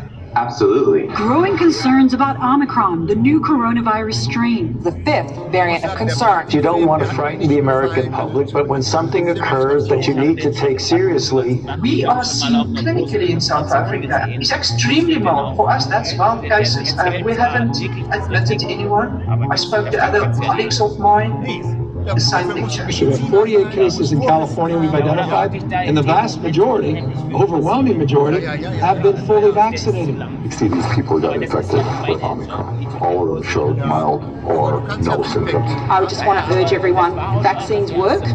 Vaccines are effective. It's going to take longer to beat COVID-19 and all the mutations we're seeing if we don't vaccinate the rest of the world fast. If you've been infected, you'll mostly survive unless you're very close to death anyway. You're then immune probably for decades, possibly for life. It's not true that the variants represent any kind of threat. It's not true that you need a top-up vaccine. Most of you don't need a vaccine at all. It's quite normal for RNA viruses like SARS-CoV-2 when it replicates to make typographical errors. That's what it does, typos, and those are called variants. But it's really important that you know that if you find the variant that's most different from the sequence identified in Wuhan, that variant, the most distant, is only 0.3% different from the original sequence. There were some experiments done last year where they found people who'd been infected by SARS 17 years earlier and asked them to donate blood, and they did. A 20% difference was not enough to kid these people's immune system that it was a new virus. It easily recognized it as a sibling, a brother, a cousin of something they'd conquered already. It's simply not true that the variants that it throws off as it replicates are sufficiently different from each other to represent any threat at all. It's not even unlikely, it's impossible. When your government scientists tell you that a variant that's 0.3% different from SARS could masquerade as a new virus and be a threat to your health, you should know, and I'm telling you, they are lying. If they're lying, and they are, why is the pharmaceutical industry making top-up vaccines?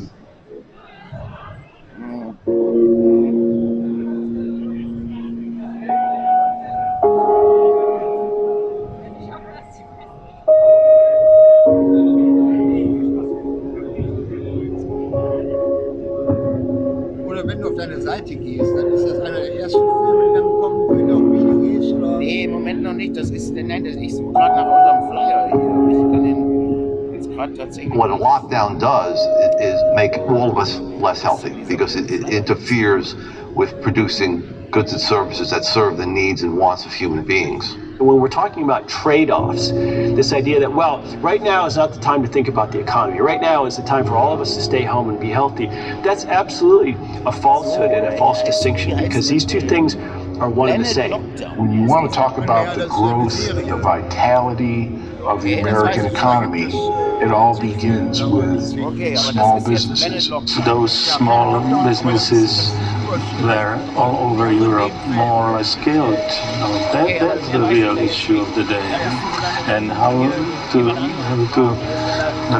return and how to go back to the old situation, it would take years, decades, not just months or weeks.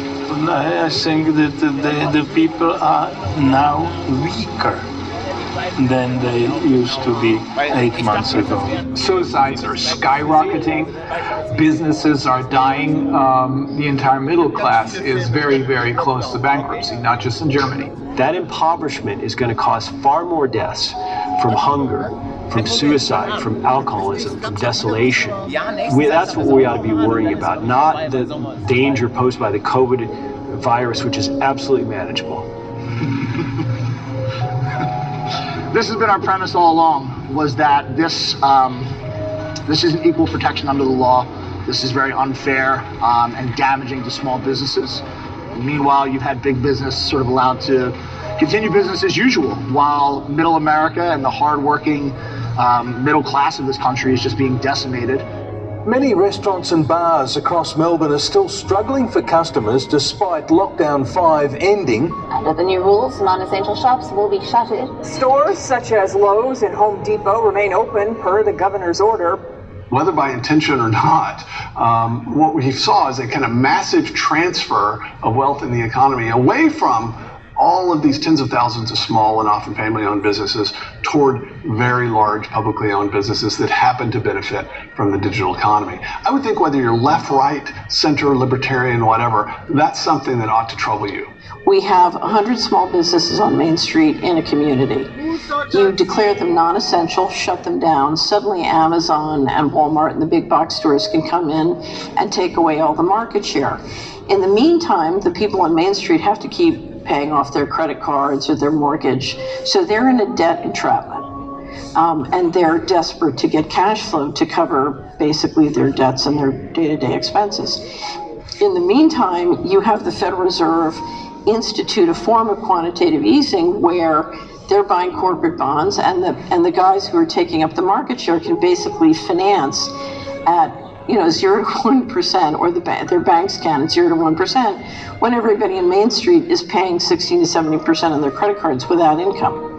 So basically, now you've got them over a barrel and you can take away their market share, and generally they can't afford to do what they say because they're too busy trying to find money to feed their kids. Open churches! Open churches! Open It's about freedom. I cannot work because of the governor's edict. Bosque is one of Santiago's poorest neighborhoods, and now many of its residents are going hungry.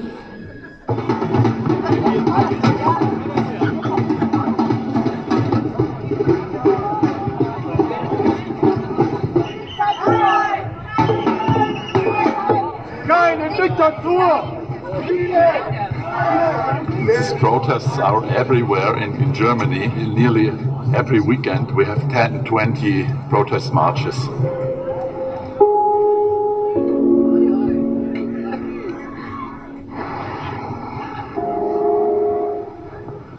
Wir sind Schweizer Eidgenossen, wir sind die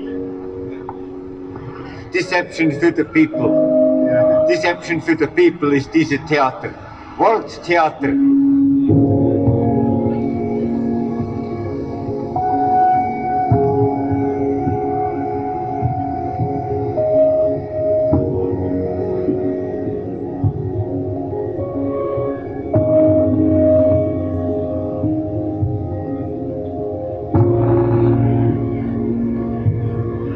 Some of this COVID-19 is leeching away the best we have to offer ourselves and one another.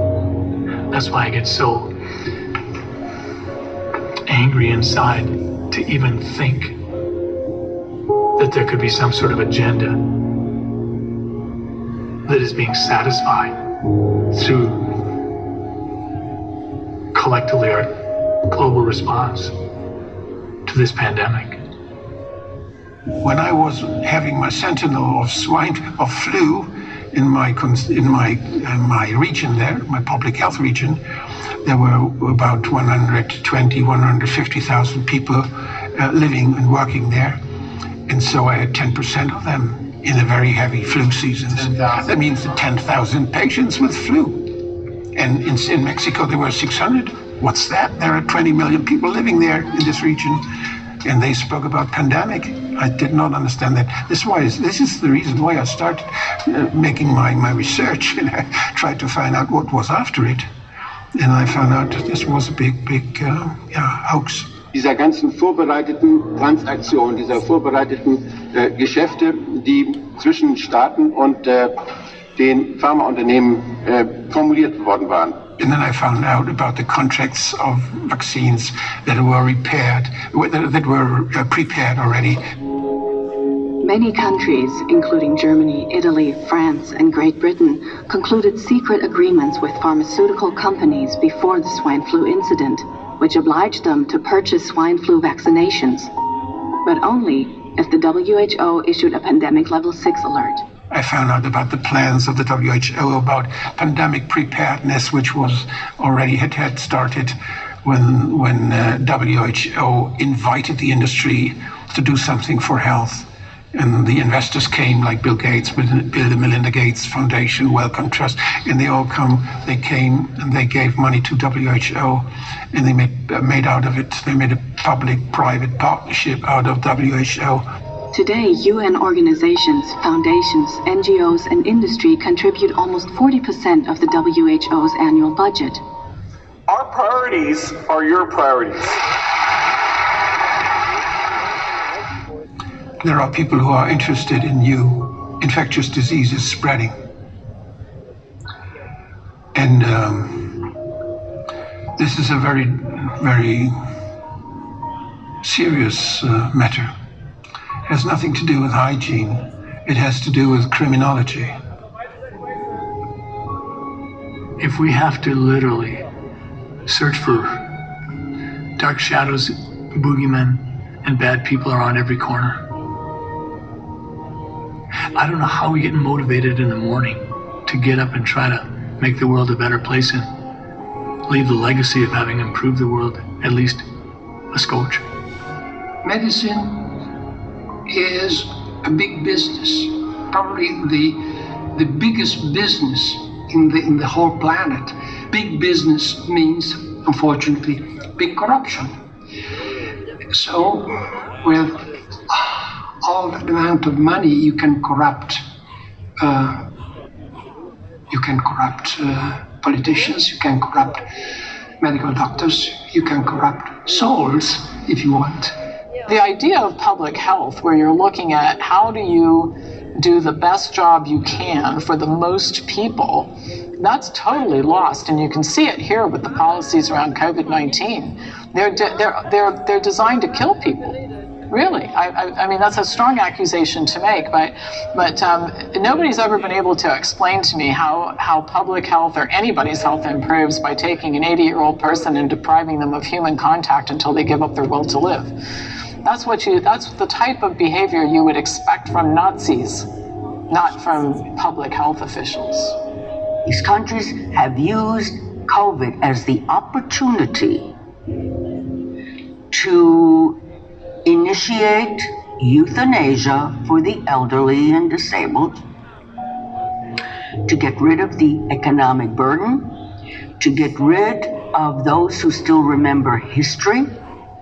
For 12 months now, we have seen a real, from my point of view, a kind of genocide on elder people. And this is really a big problem, and somebody has to take in account this issue. It has disillusioned us, my wife and myself, and we are frightened that the public, the people around us, don't realize that they are being led to their downfall, led to their doom as human beings, because they are losing their rights. Surveillance will need to continue. Contacts will still need to be traced and quarantined. A vaccine on its own will not end the pandemic. For the world at large, normalcy only returns when we've largely vaccinated the entire global population.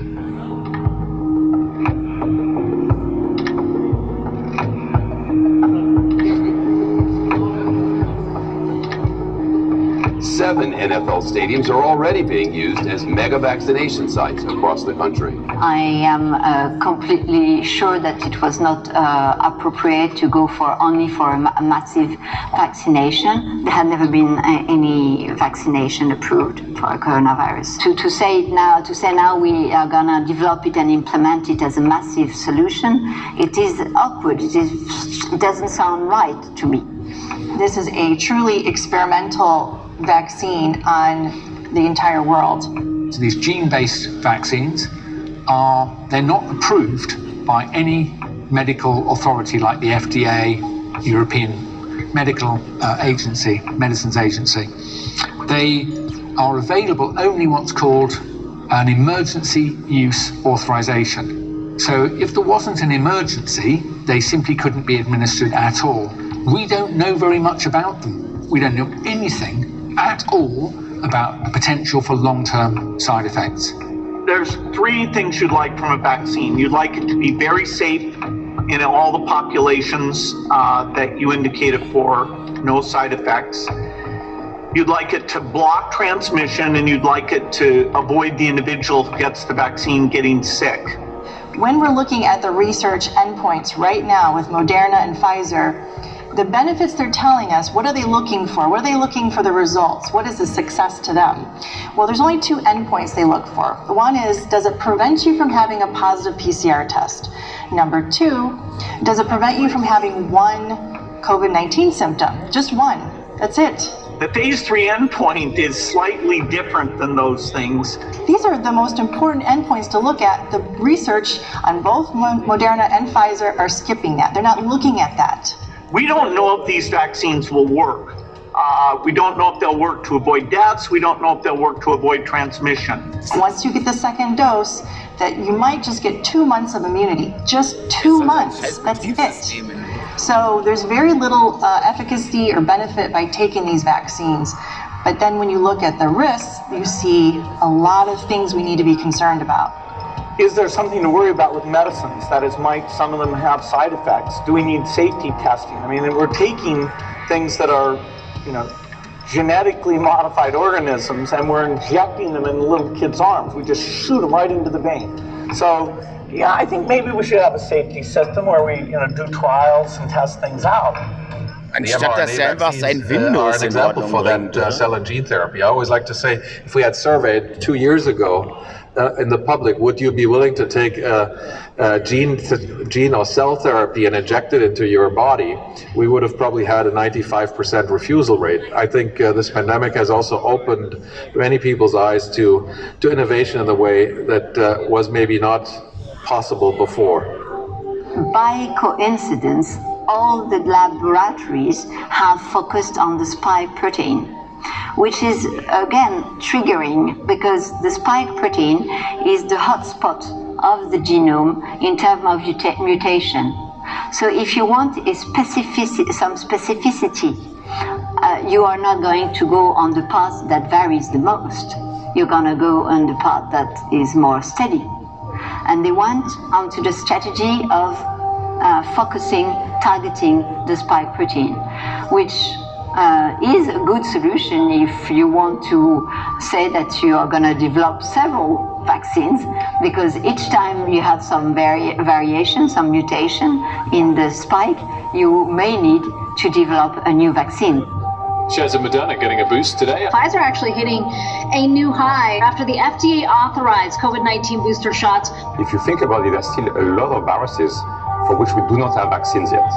And if you think about it from an economic standpoint, vaccines are actually the best returns on healthcare dollars. And so we need to look at as a globe, and we're involved with many European leaders and African leaders and others in Southeast Asia to make sure there's a purchasing fund that can pull that vaccine through when it's available and get it out. The reality is that you're injecting an mRNA within a capsule, which is a greasy capsule. So in this case, you use liposome as a Trojan horse. Liposome as a composition similar to that of the cell membrane. So that it is the trick that is used in order to have a foreign RNA entrapped in the cell. So now the mRNA will be recognized by your system. So you have the nucleus with your DNA, and you have all these little ribosome that will be ready to scan through and read this element to be producing the spike protein. And because of that, you will get some antibody to be synthesized to fight spike. For some times before you get your immunity to build this capacity of doing the antibody, you get the spike to I guess, to bind to the receptors. And this comes to one of my concerns. I have a number of concerns.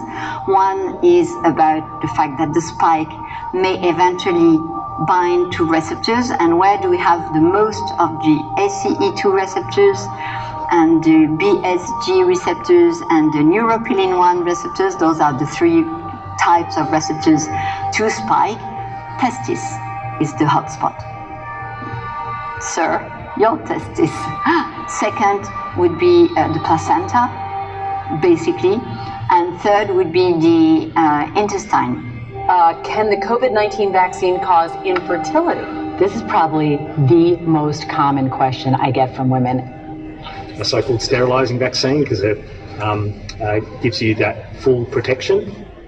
These vaccines are unlikely to completely sterilize a population. They're very likely to have an effect which works in a percentage, say 60 or 70%. Professor Sir John Bell.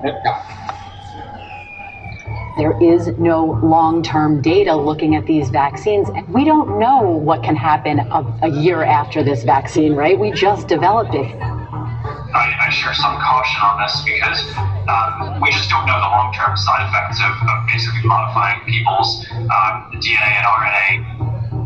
We've been funding mRNA for over 10 years, and now it's accelerated its development.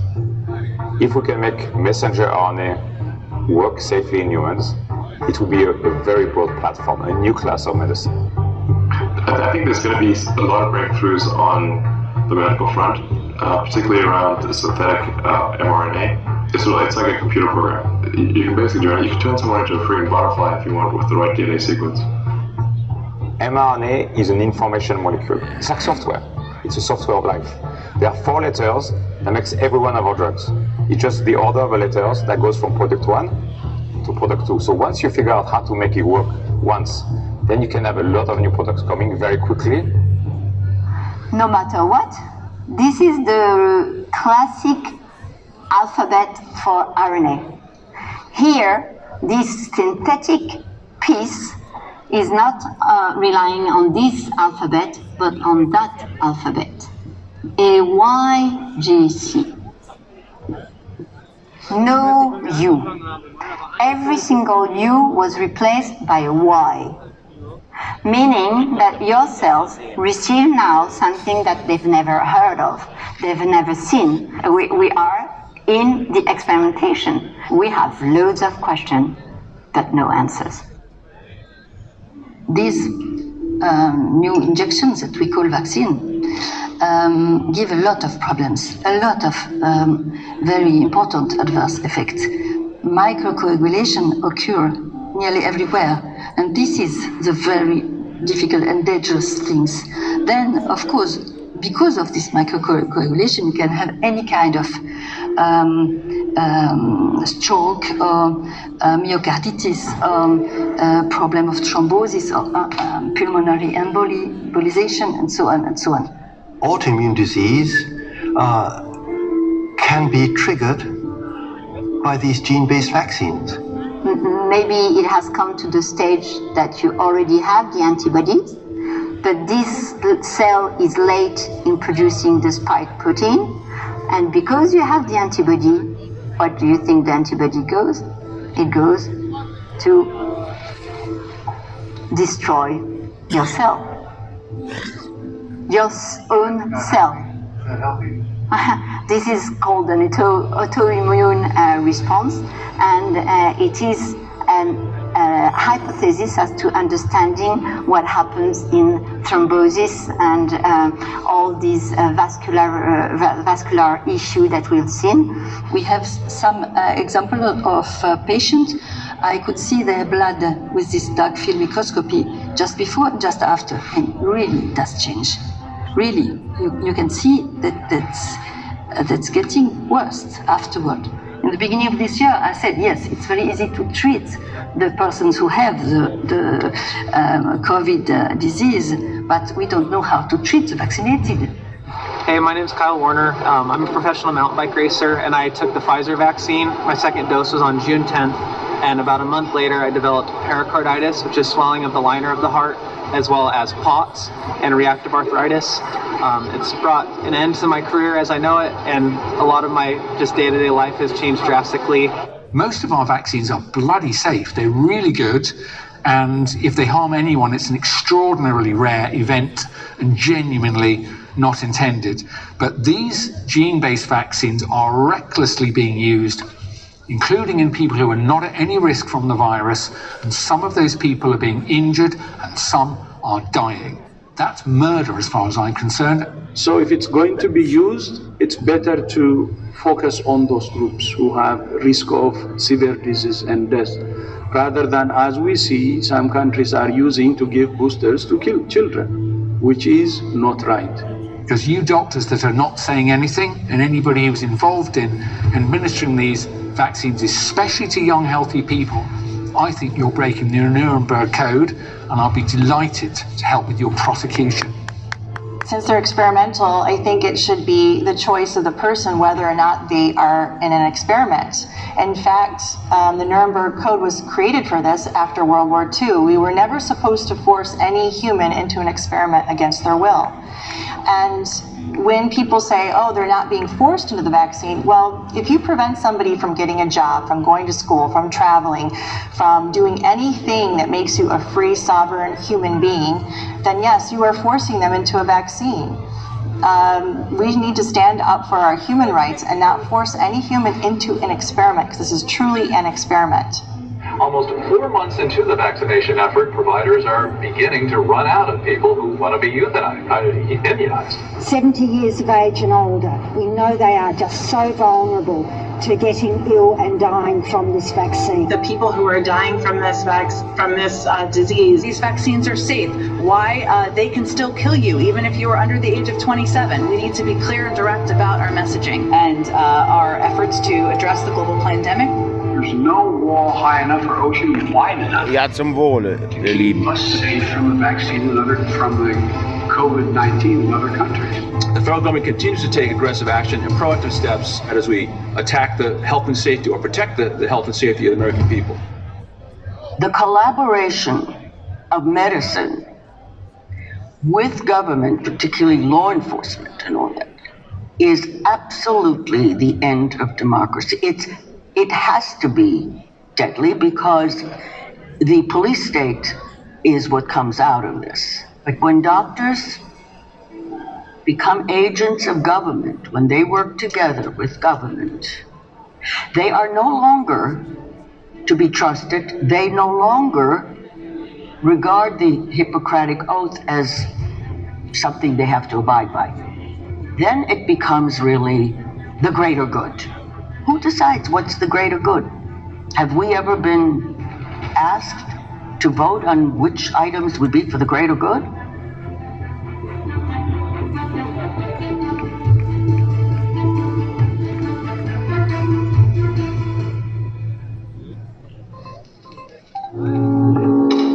Vaccine passports are coming. Someday soon, you may need to prove your COVID status to go to the pub, travel abroad, or even go to work. We will be looking at what contact tracing looks like in the New World Order. Are you at all concerned when tech companies can make basically unchecked decisions to take people off their platforms? There's a new threat to our rights on the horizon. According to Gates, the only way to responsibly end these shutdowns is for a pretty vast surveillance system to be put in place. That it will be unsafe to work or to travel, or go to church or a ball game, unless we give up our personal data. Well, I haven't seen the scientific proof for any of that. Now they want vaccine passports to control who can go where, when. A nightmare, Orwellian infrastructure of control, an unprecedented, undemocratic power grab. This is literally the end of human liberty in the West if this plan unfolds. It's not about the vaccine, it's not about the virus, it's about your data. And once this rolls out, you don't have a choice. You don't need vaccine passports. They provide nothing whatsoever to you or anybody else in relation to safety, but it will give away to whoever controls that database and the rules, complete control over everything you do. Hello everyone, meet Lucy, student in psychology, and me, her digital ID wallet issued by the government. Right now, I'm reminding Lucy of the appointment she needs to schedule for her mandatory vaccination. You're owning this vaccine passport and it pings. And in addition to advising you need to come to the health centre for your top-up vaccine, perhaps your second one in a year, it also advises you that you need to bring your small grandchild down because your daughter hasn't brought the little lad in yet. And they say if you don't bring that grandchild down, your vaccine passport will expire and that of your daughter as well. Now try resisting that. If you have not been given a chance to get your booster, your full vaccination status will not lapse. Make no mistake about it, those individuals who have gone through a normal vaccination series for COVID, you will be determined to be unvaccinated very soon. They will do that. They are going to tell you you're unvaccinated and you have to get a booster, otherwise you could potentially face loss of employment or other types of penalties. Boosters, it's very clear that getting 3 jabs, getting your booster, will become an important fact, and it will make life easier for you in all sorts of ways. Our vaccine for the Omicron variant should be a 3-dose vaccine. As it emerged that a booster jab may be needed every year. There's going to be a vaccinated economy, and you get to participate in that if you are vaccinated. There will be no return to the old normal for the foreseeable future. Germany, along with other European countries, imposed new partial lockdown measures. Just after 11 days of the second lockdown, a third one. But at midnight tonight, Victoria is plunged into lockdown number 5. Can you please explain how keeping people at home from 9 p.m. to 6 a.m. is going to help the situation? And that's just the way it is. We've got to accept that this is the new world order. Today is the first full day of the new world order. So people assume we are just going back to the good old world which we had. This is, let's say, fiction. It will not happen. In the entire history of mankind, there has never been a political elite sincerely concerned about the well-being of regular people. This is very close to a society of slaves. There is a small elite group who controls the rest. This impression is left now after this year of experiences of lockdowns and other measures now with the ever more necessity to be vaccinated. Therefore, one can believe that there is the aim of create a new social system, an order. What the immunity passports really do in the end, this is what we're hearing from Israel, which is probably at the forefront of this, is it's creating vaccine apartheid. The Jews were, throughout the Nazi period, demonized as spreaders of disease. And currently, the demonization of people who are unvaccinated against COVID-19 are also being blamed as spreaders of disease. It's almost like a civil war-like scenario which we're ending up with. People who got vaccinated and people who didn't get vaccinated. People who got vaccinated supposedly will get their rights back, as though we need someone to tell us that we have our rights.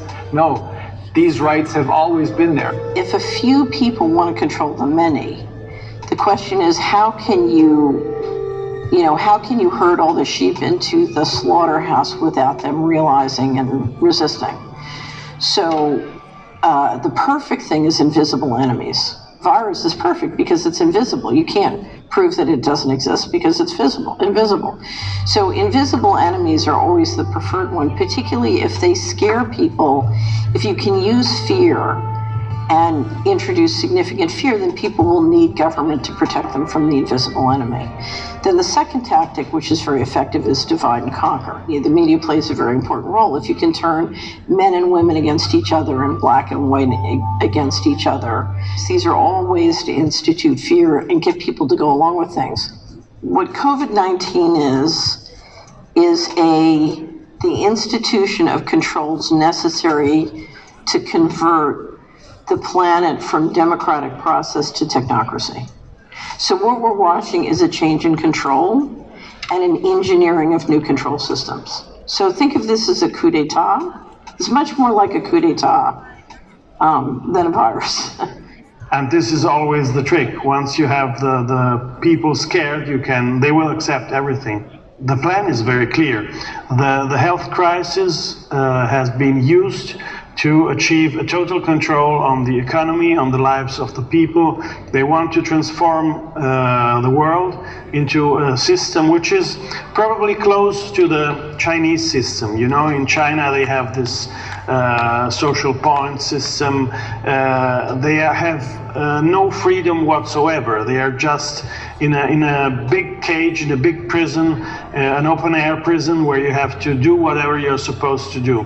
China is very important because it's a laboratory of the life which will come here with the social credit and all these things. We want you to produce, we want you to behave such ways, etc. They are going to say, now you stay at home, you are linked to such place with smart cities or smart region, and you don't move from your place.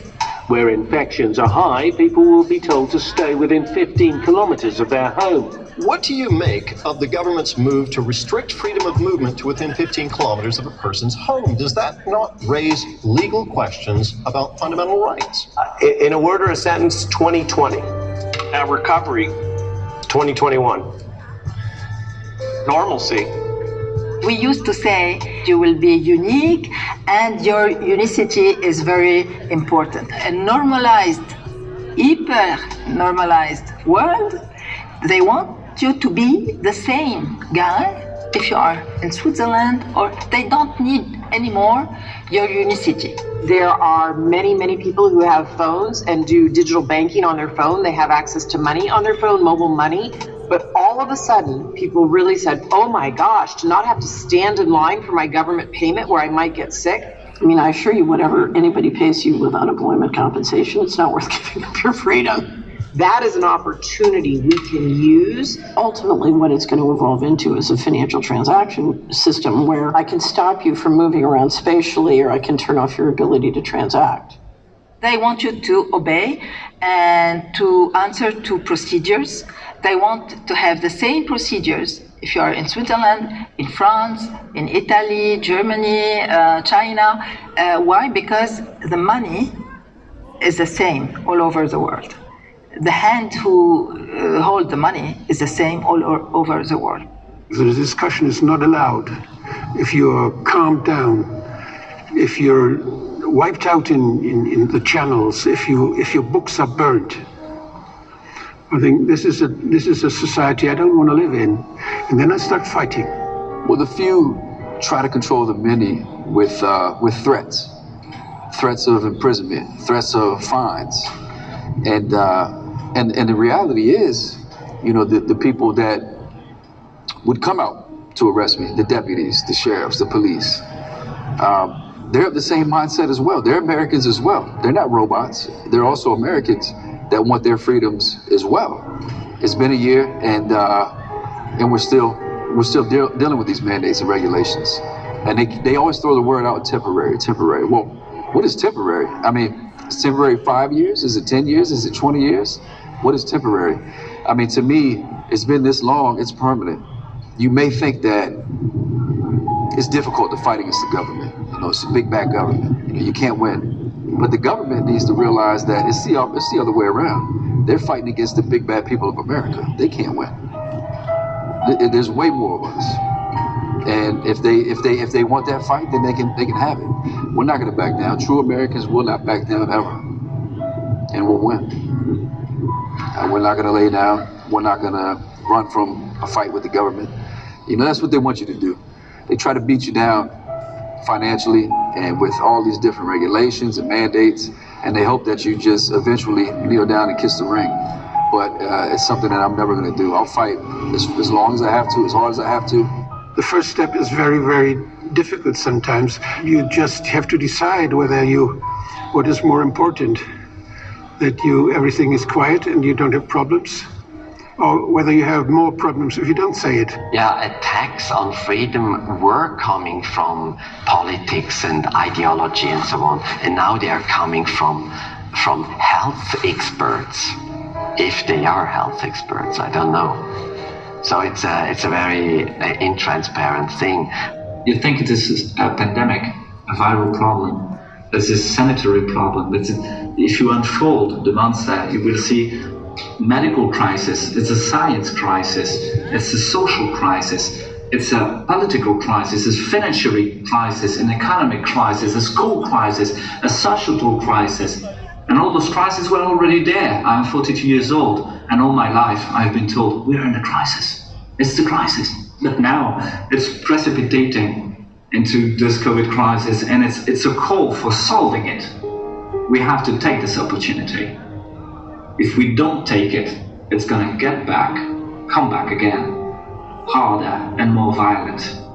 If people would have said no, there would have been no Holocaust. We have to take responsibility for our decisions. And sometimes they'll be wrong, but we'll learn from them. But when they're wrong, when others make those decisions for us, we don't learn and they never change. History is really important because the ones who don't know history are doomed to repeat it. And there is basically nothing new under the sun. So whatever we are witnessing right now, all these kind of things have already happened. BNB, da hat auch Dirk Pohlmann sehr schön gesagt, wir erleben hier gerade die Etablierung des dauerhaften Ausnahmezustands als neue Herrschaftsform. To say no Fand ich einen sehr guten Spruch.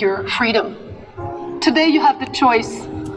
You have the choice to stagnate and be imprisoned in the rhetoric of the government, the media, the academic world who wants you to be sick all the time, or you can run without a mask.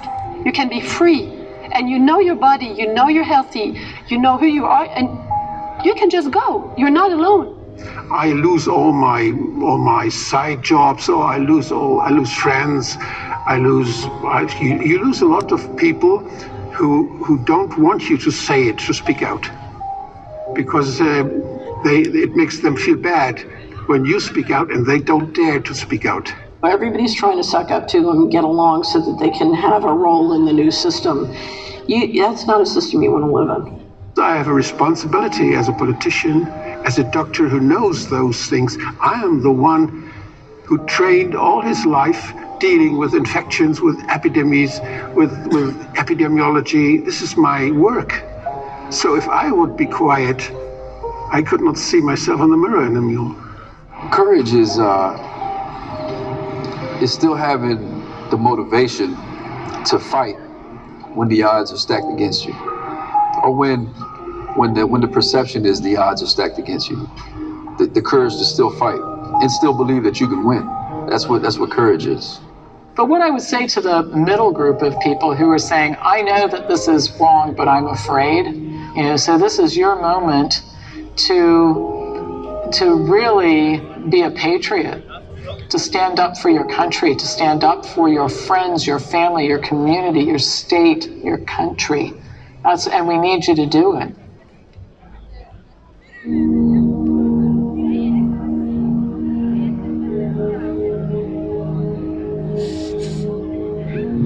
Liberty and personal responsibility are like two projections of the same underlying natural substance. If you're not a dictator with yourself, you cannot be free. We will have external anarchy when we have internal monarchy. So the state rules because the people have formed this institution and delegated to it the natural right they have to protect themselves, for example. And so a natural question arises, who could have delegated this to the state?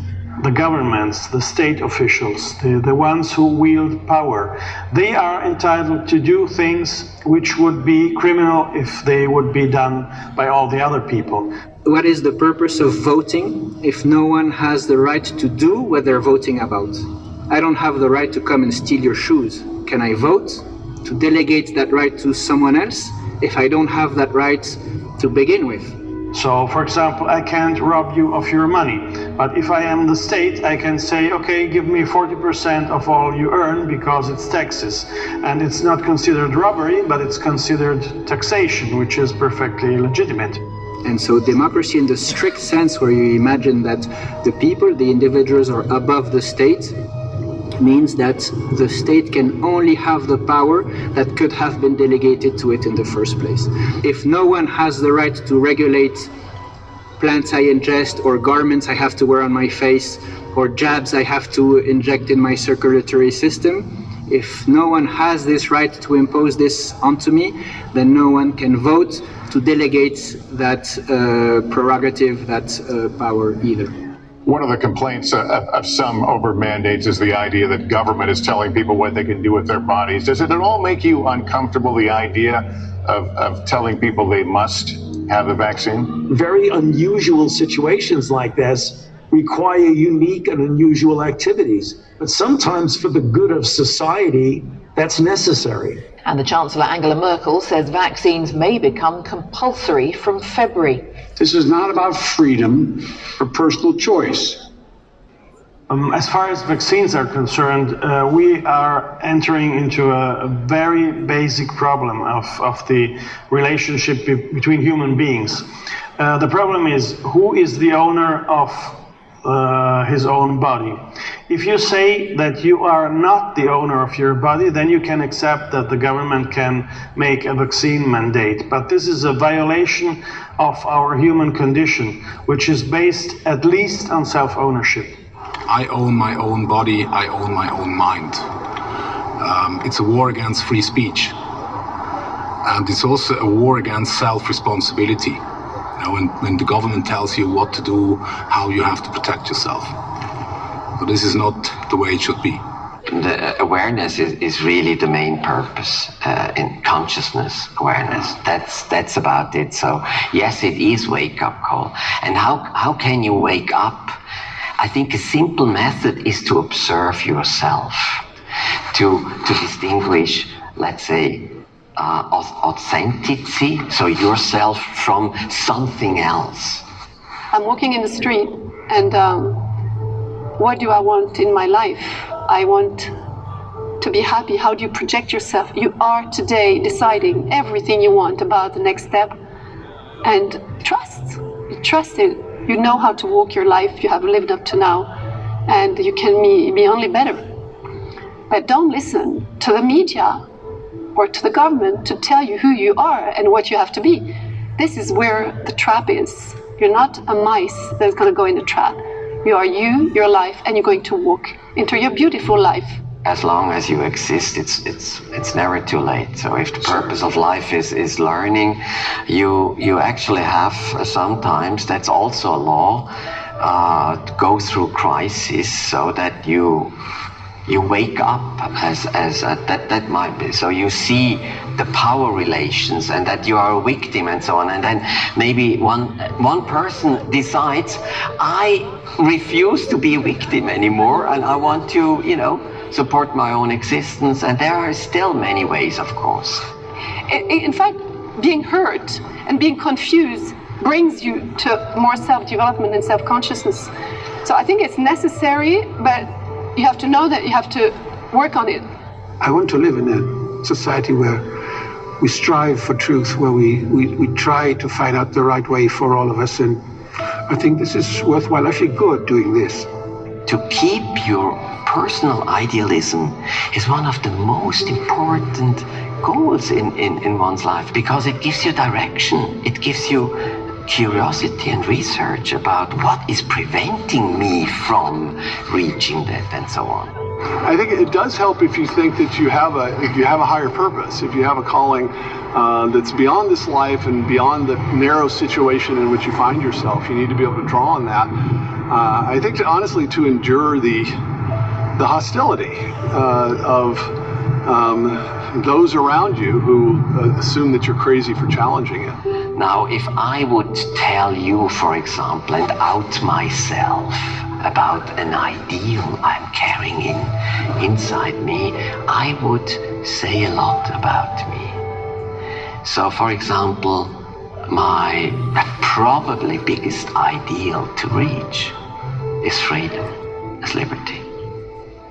And I know that it's an ideal that I'm not, 100% free. So now you know a lot about me when I say liberty is important for me. And then I have many obstacles, of course. And at the moment I have even a government who is telling me really things that he would not dare to tell me a couple of months ago.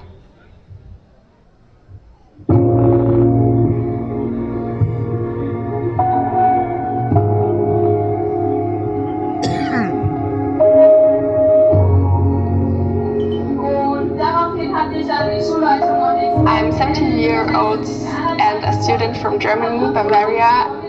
We go to the demonstrations because we want a better world with more freedom, more civil rights, and this liberty to decide about our own body, and nobody to force us to do anything about it, like wearing mask or a vaccine. The pupils have to wear masks the whole day, even during sport lesson, during PE. They wear the mask because they are told otherwise it would be their fault that their grandparents die, or that their parents get sick, or that the whole school would be closed because of them, because they would be like spreaders or super spreaders.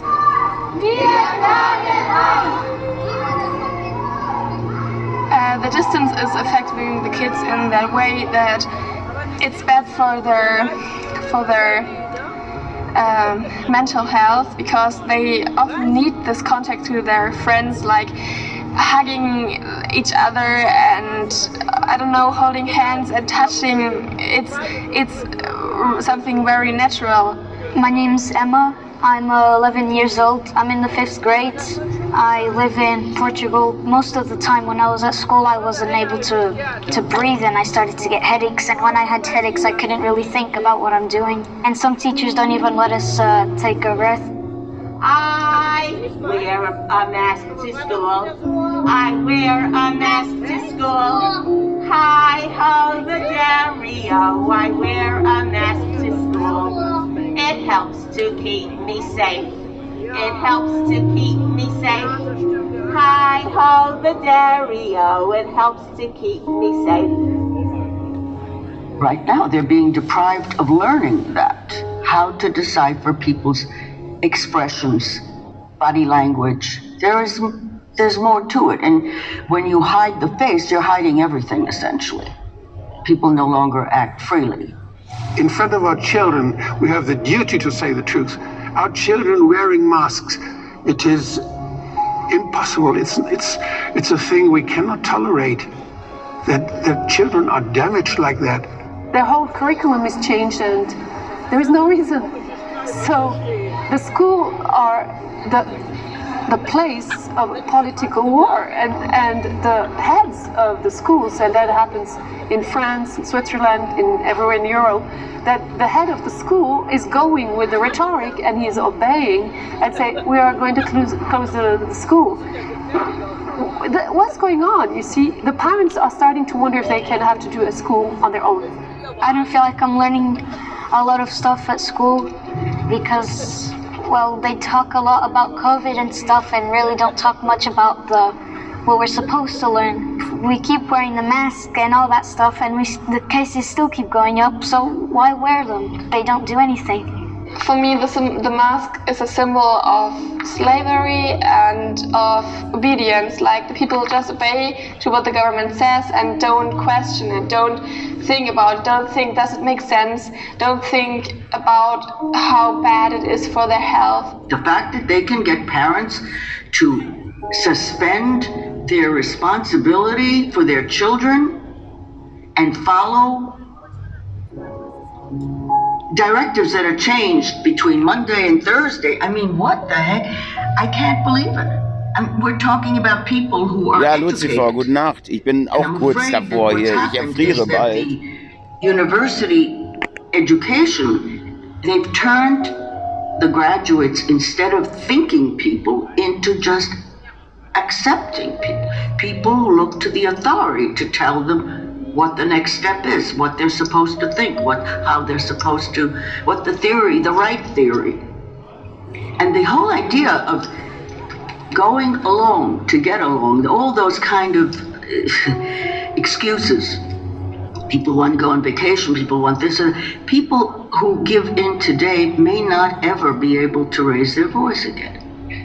People are like kids, they're obeying to a government, to the media, without questioning themselves. You know, it's also reassurance.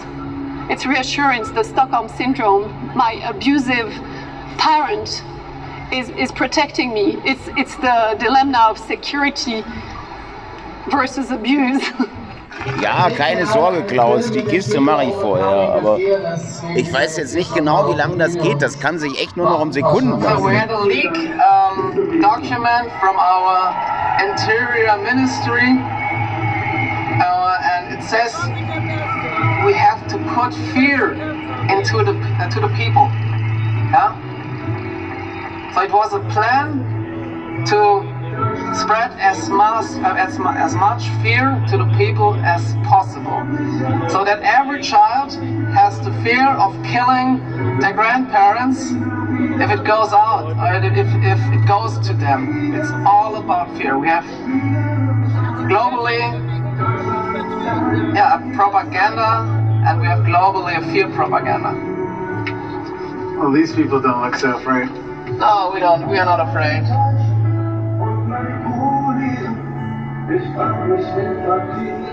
It's getting bigger and bigger, and the more they force us, the more people join us.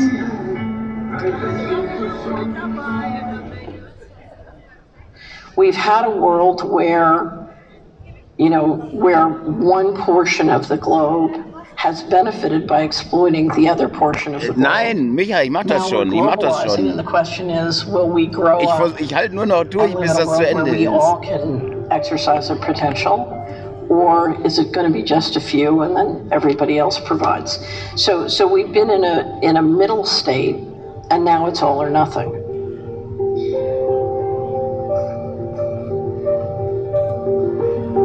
Das kann ja nicht mehr lange sein, Herrgott nochmal. So this is true luxury. Not marble or caviar, but silence, Und space echt and nur, time. weil es kalt ist, nicht weil es scheiße ist oder so. In order to introduce the collectivist world in which individuals don't matter anymore, in order to do this successfully, they had to refute and falsify the very notion of truth, the very notion of right versus wrong. Even if there's a terrible pandemic where we see actual people falling on the ground, would this be justification to enslave humanity? No, of course not. Why don't we kill everyone with tuberculosis? That would eradicate the disease. Why don't we do this? Why don't we gather them in camps and exterminate them? This would be practical. So why don't we do it? Nobody in his right mind would advocate for doing such a thing because it's immoral. So moral exists. So then how do we define it and how do we explain it? We understand, we're capable of reasoning. And reason automatically leads towards the golden rule. That people act in a good way. Because you don't want to be killed, you don't want to be stolen, you don't want to be murdered. Ultimately, our loyalty has got to be Ja, los, die live. And sometimes that means that Ist ja actually alles the situation untertitelt. which you're in might be really Machen wir jetzt die Kiste. Haltet euch bereit, holt die anderen her. But you can be against the world and not be against reality itself. The only option we have is to try and live in conscience, realize this whole tyranny, this whole circus is absurd, that it is immoral, and to opt out from it. When I leave the planet, somebody is writing my obituary. What do I want him to write? Do I want him to say, well, that Pam, she's always so easy to get along with, just went along with whatever, never raised a fuss about anything, didn't make anybody mad. Well, maybe there's some merit in that to some people, but I think what I want people to write about me is I stood for something, that I did make the tougher choices, that I was willing to take a stand when it was unpopular because it was the right thing to do. I think first and foremost what we're dealing with is spiritual. And the outcome depends on our ability to spiritually evolve and grow up. So, I tell everybody death is not the worst thing that can happen here. What can happen is you can lose your immortal soul. And if you lose the fear of death, if you understand nothing can harm you and there's nothing to fear, which is a very good news, if you realize this, you're free. So, hat sich ja wieder richtig gelohnt. Nutzer, 3D-Body, BNB, Muschiputzer und Sprung, mehr krieg ich nicht angezeigt. Herzlichen Glückwunsch, viel Spaß mit den Zitronen. And get back to accepting that we suffer, that we die, that we are sick, and that we should take seriously good. I mean, help each other.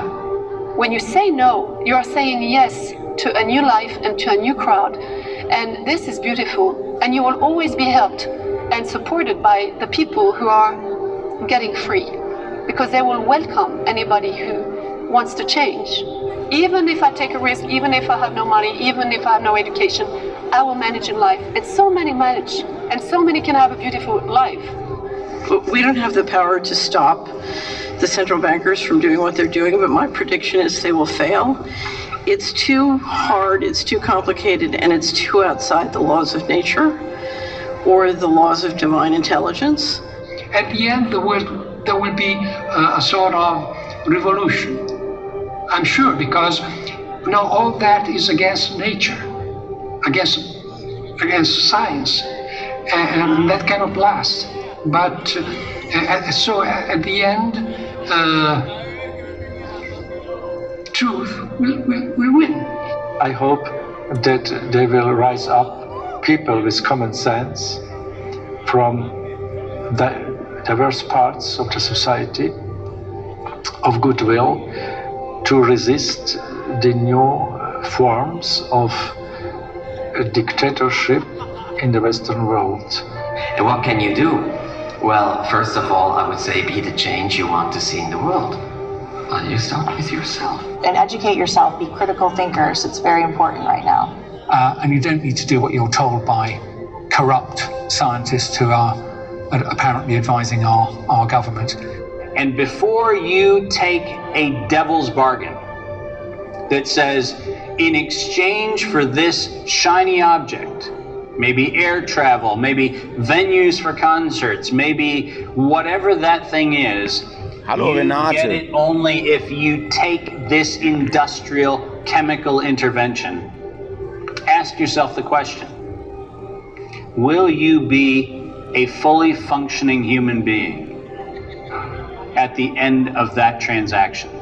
And I hope that all the citizens, the conscious citizen will go on to fight, to regenerate the society and all the world. The fight is different for everybody, so it's about finding where you're going to be most useful and where you can help push back against all of these encroachments upon our liberties, because the reality is we're getting attacked from all angles. Civil disobedience, boycotting the businesses which are asking for the green pass, going down on the streets with rallies and protests and fighting them in court.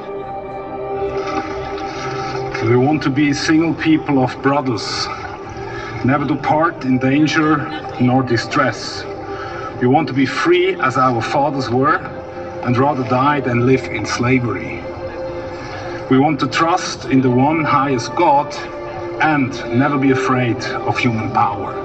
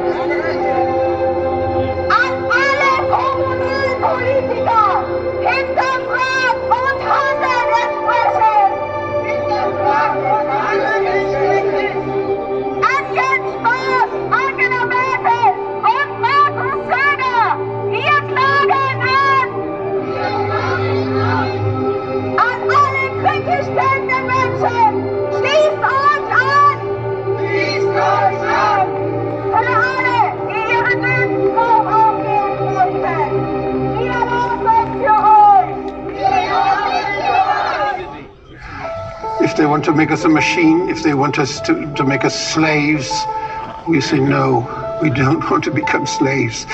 So just piss off. We don't need you anymore. We are many.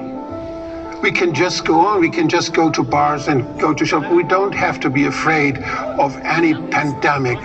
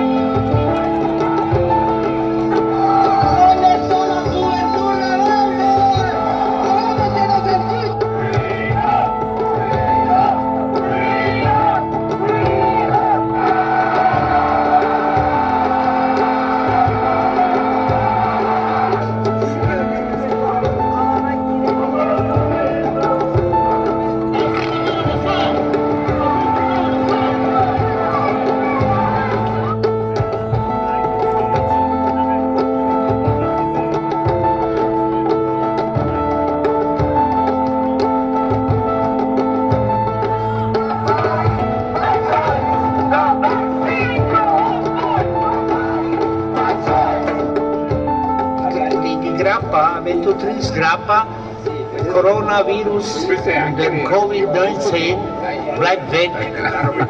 Okay, habe ich gesagt, trinken wir eine Grappa.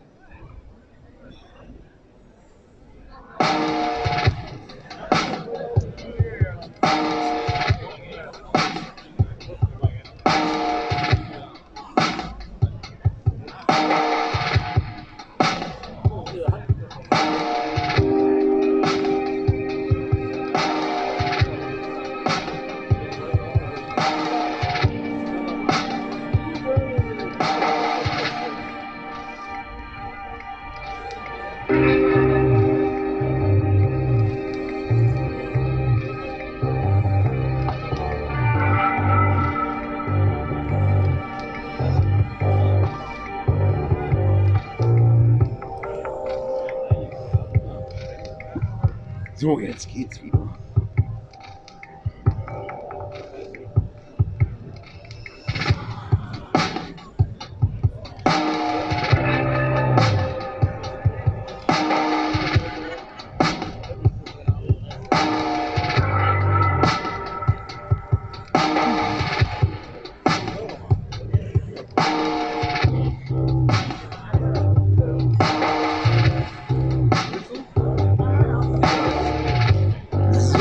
sieht so aus, als hätten wir uns. Ne?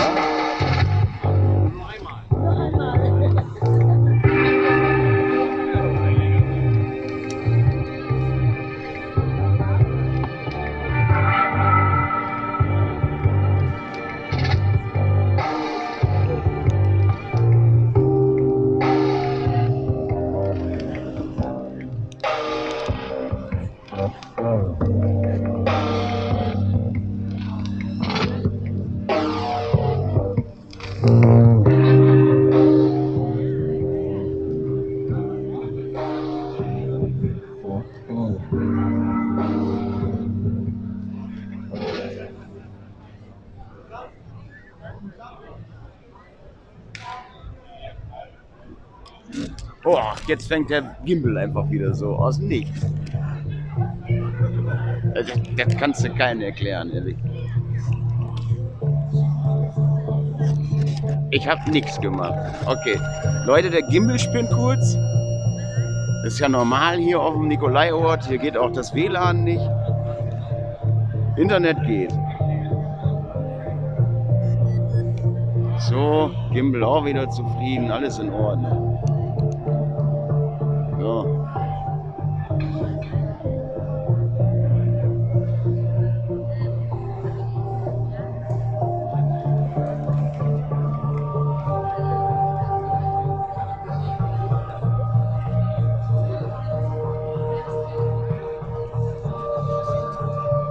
Ich denke, das ist jetzt der Abspann, ne?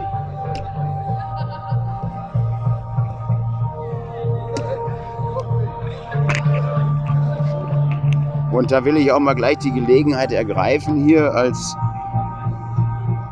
Streambetreiber und mich allmählich mal verabschieden.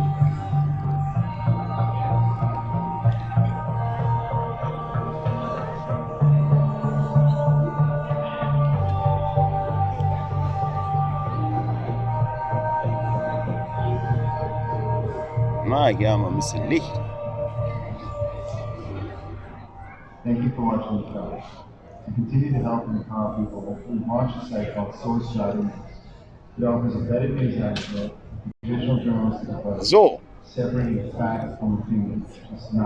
das war dieser Abend. Ich fand das schön. Nächste Woche gibt es noch einmal. Da werde ich mir wahrscheinlich dann schon irgendwie so eine Art Winterjacke anziehen. Es ist echt kalt geworden. Ich bin durchgefroren und jetzt ist es 0 Uhr. Ich werde mal sagen, länger hatte ich heute mich nicht eingetragen für den Dienst. Der Hase-Streamer, der verabschiedet sich jetzt und fährt nach Hause. Muss ich auch vorher noch einpacken und ich muss gleich auch noch ein paar Cheeseburger kaufen. Ich bin da ehrlich. Da gehe ich zu McDonald's, zum Konzern der Schande und werde mir dort Cheeseburger kaufen. Schön, dass ihr dabei wart. Danke an die Moderatoren. Das war heute, glaube ich, ein bisschen mehr Arbeit. Flocky insbesondere, du hast dich da, glaube ich, sehr verdient gemacht. Ja, Renate, du kannst jetzt mal gucken, was die Moderatoren hier so machen. Du bist jetzt auch neue Moderatorin. Herzlichen Glückwunsch. Und ansonsten, ja, guck mal, hier gibt es noch einmal Applaus. Die Leute finden den Film gut. Ich fand den auch gut. Aber ich muss ehrlich sagen, ich bin hier an meine Grenzen gestoßen jetzt gerade. Mir ist zu kalt. Es hilft nichts mehr. Ich fühle mich nicht mehr wohl. Ich muss jetzt langsam nach Hause.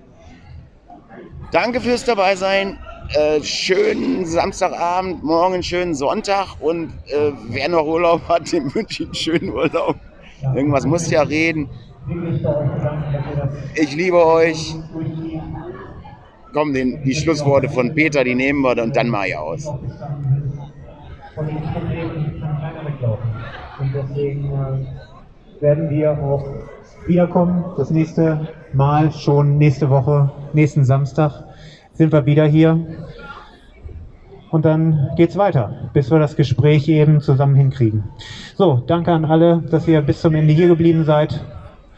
Und auch an euch. Besten Dank.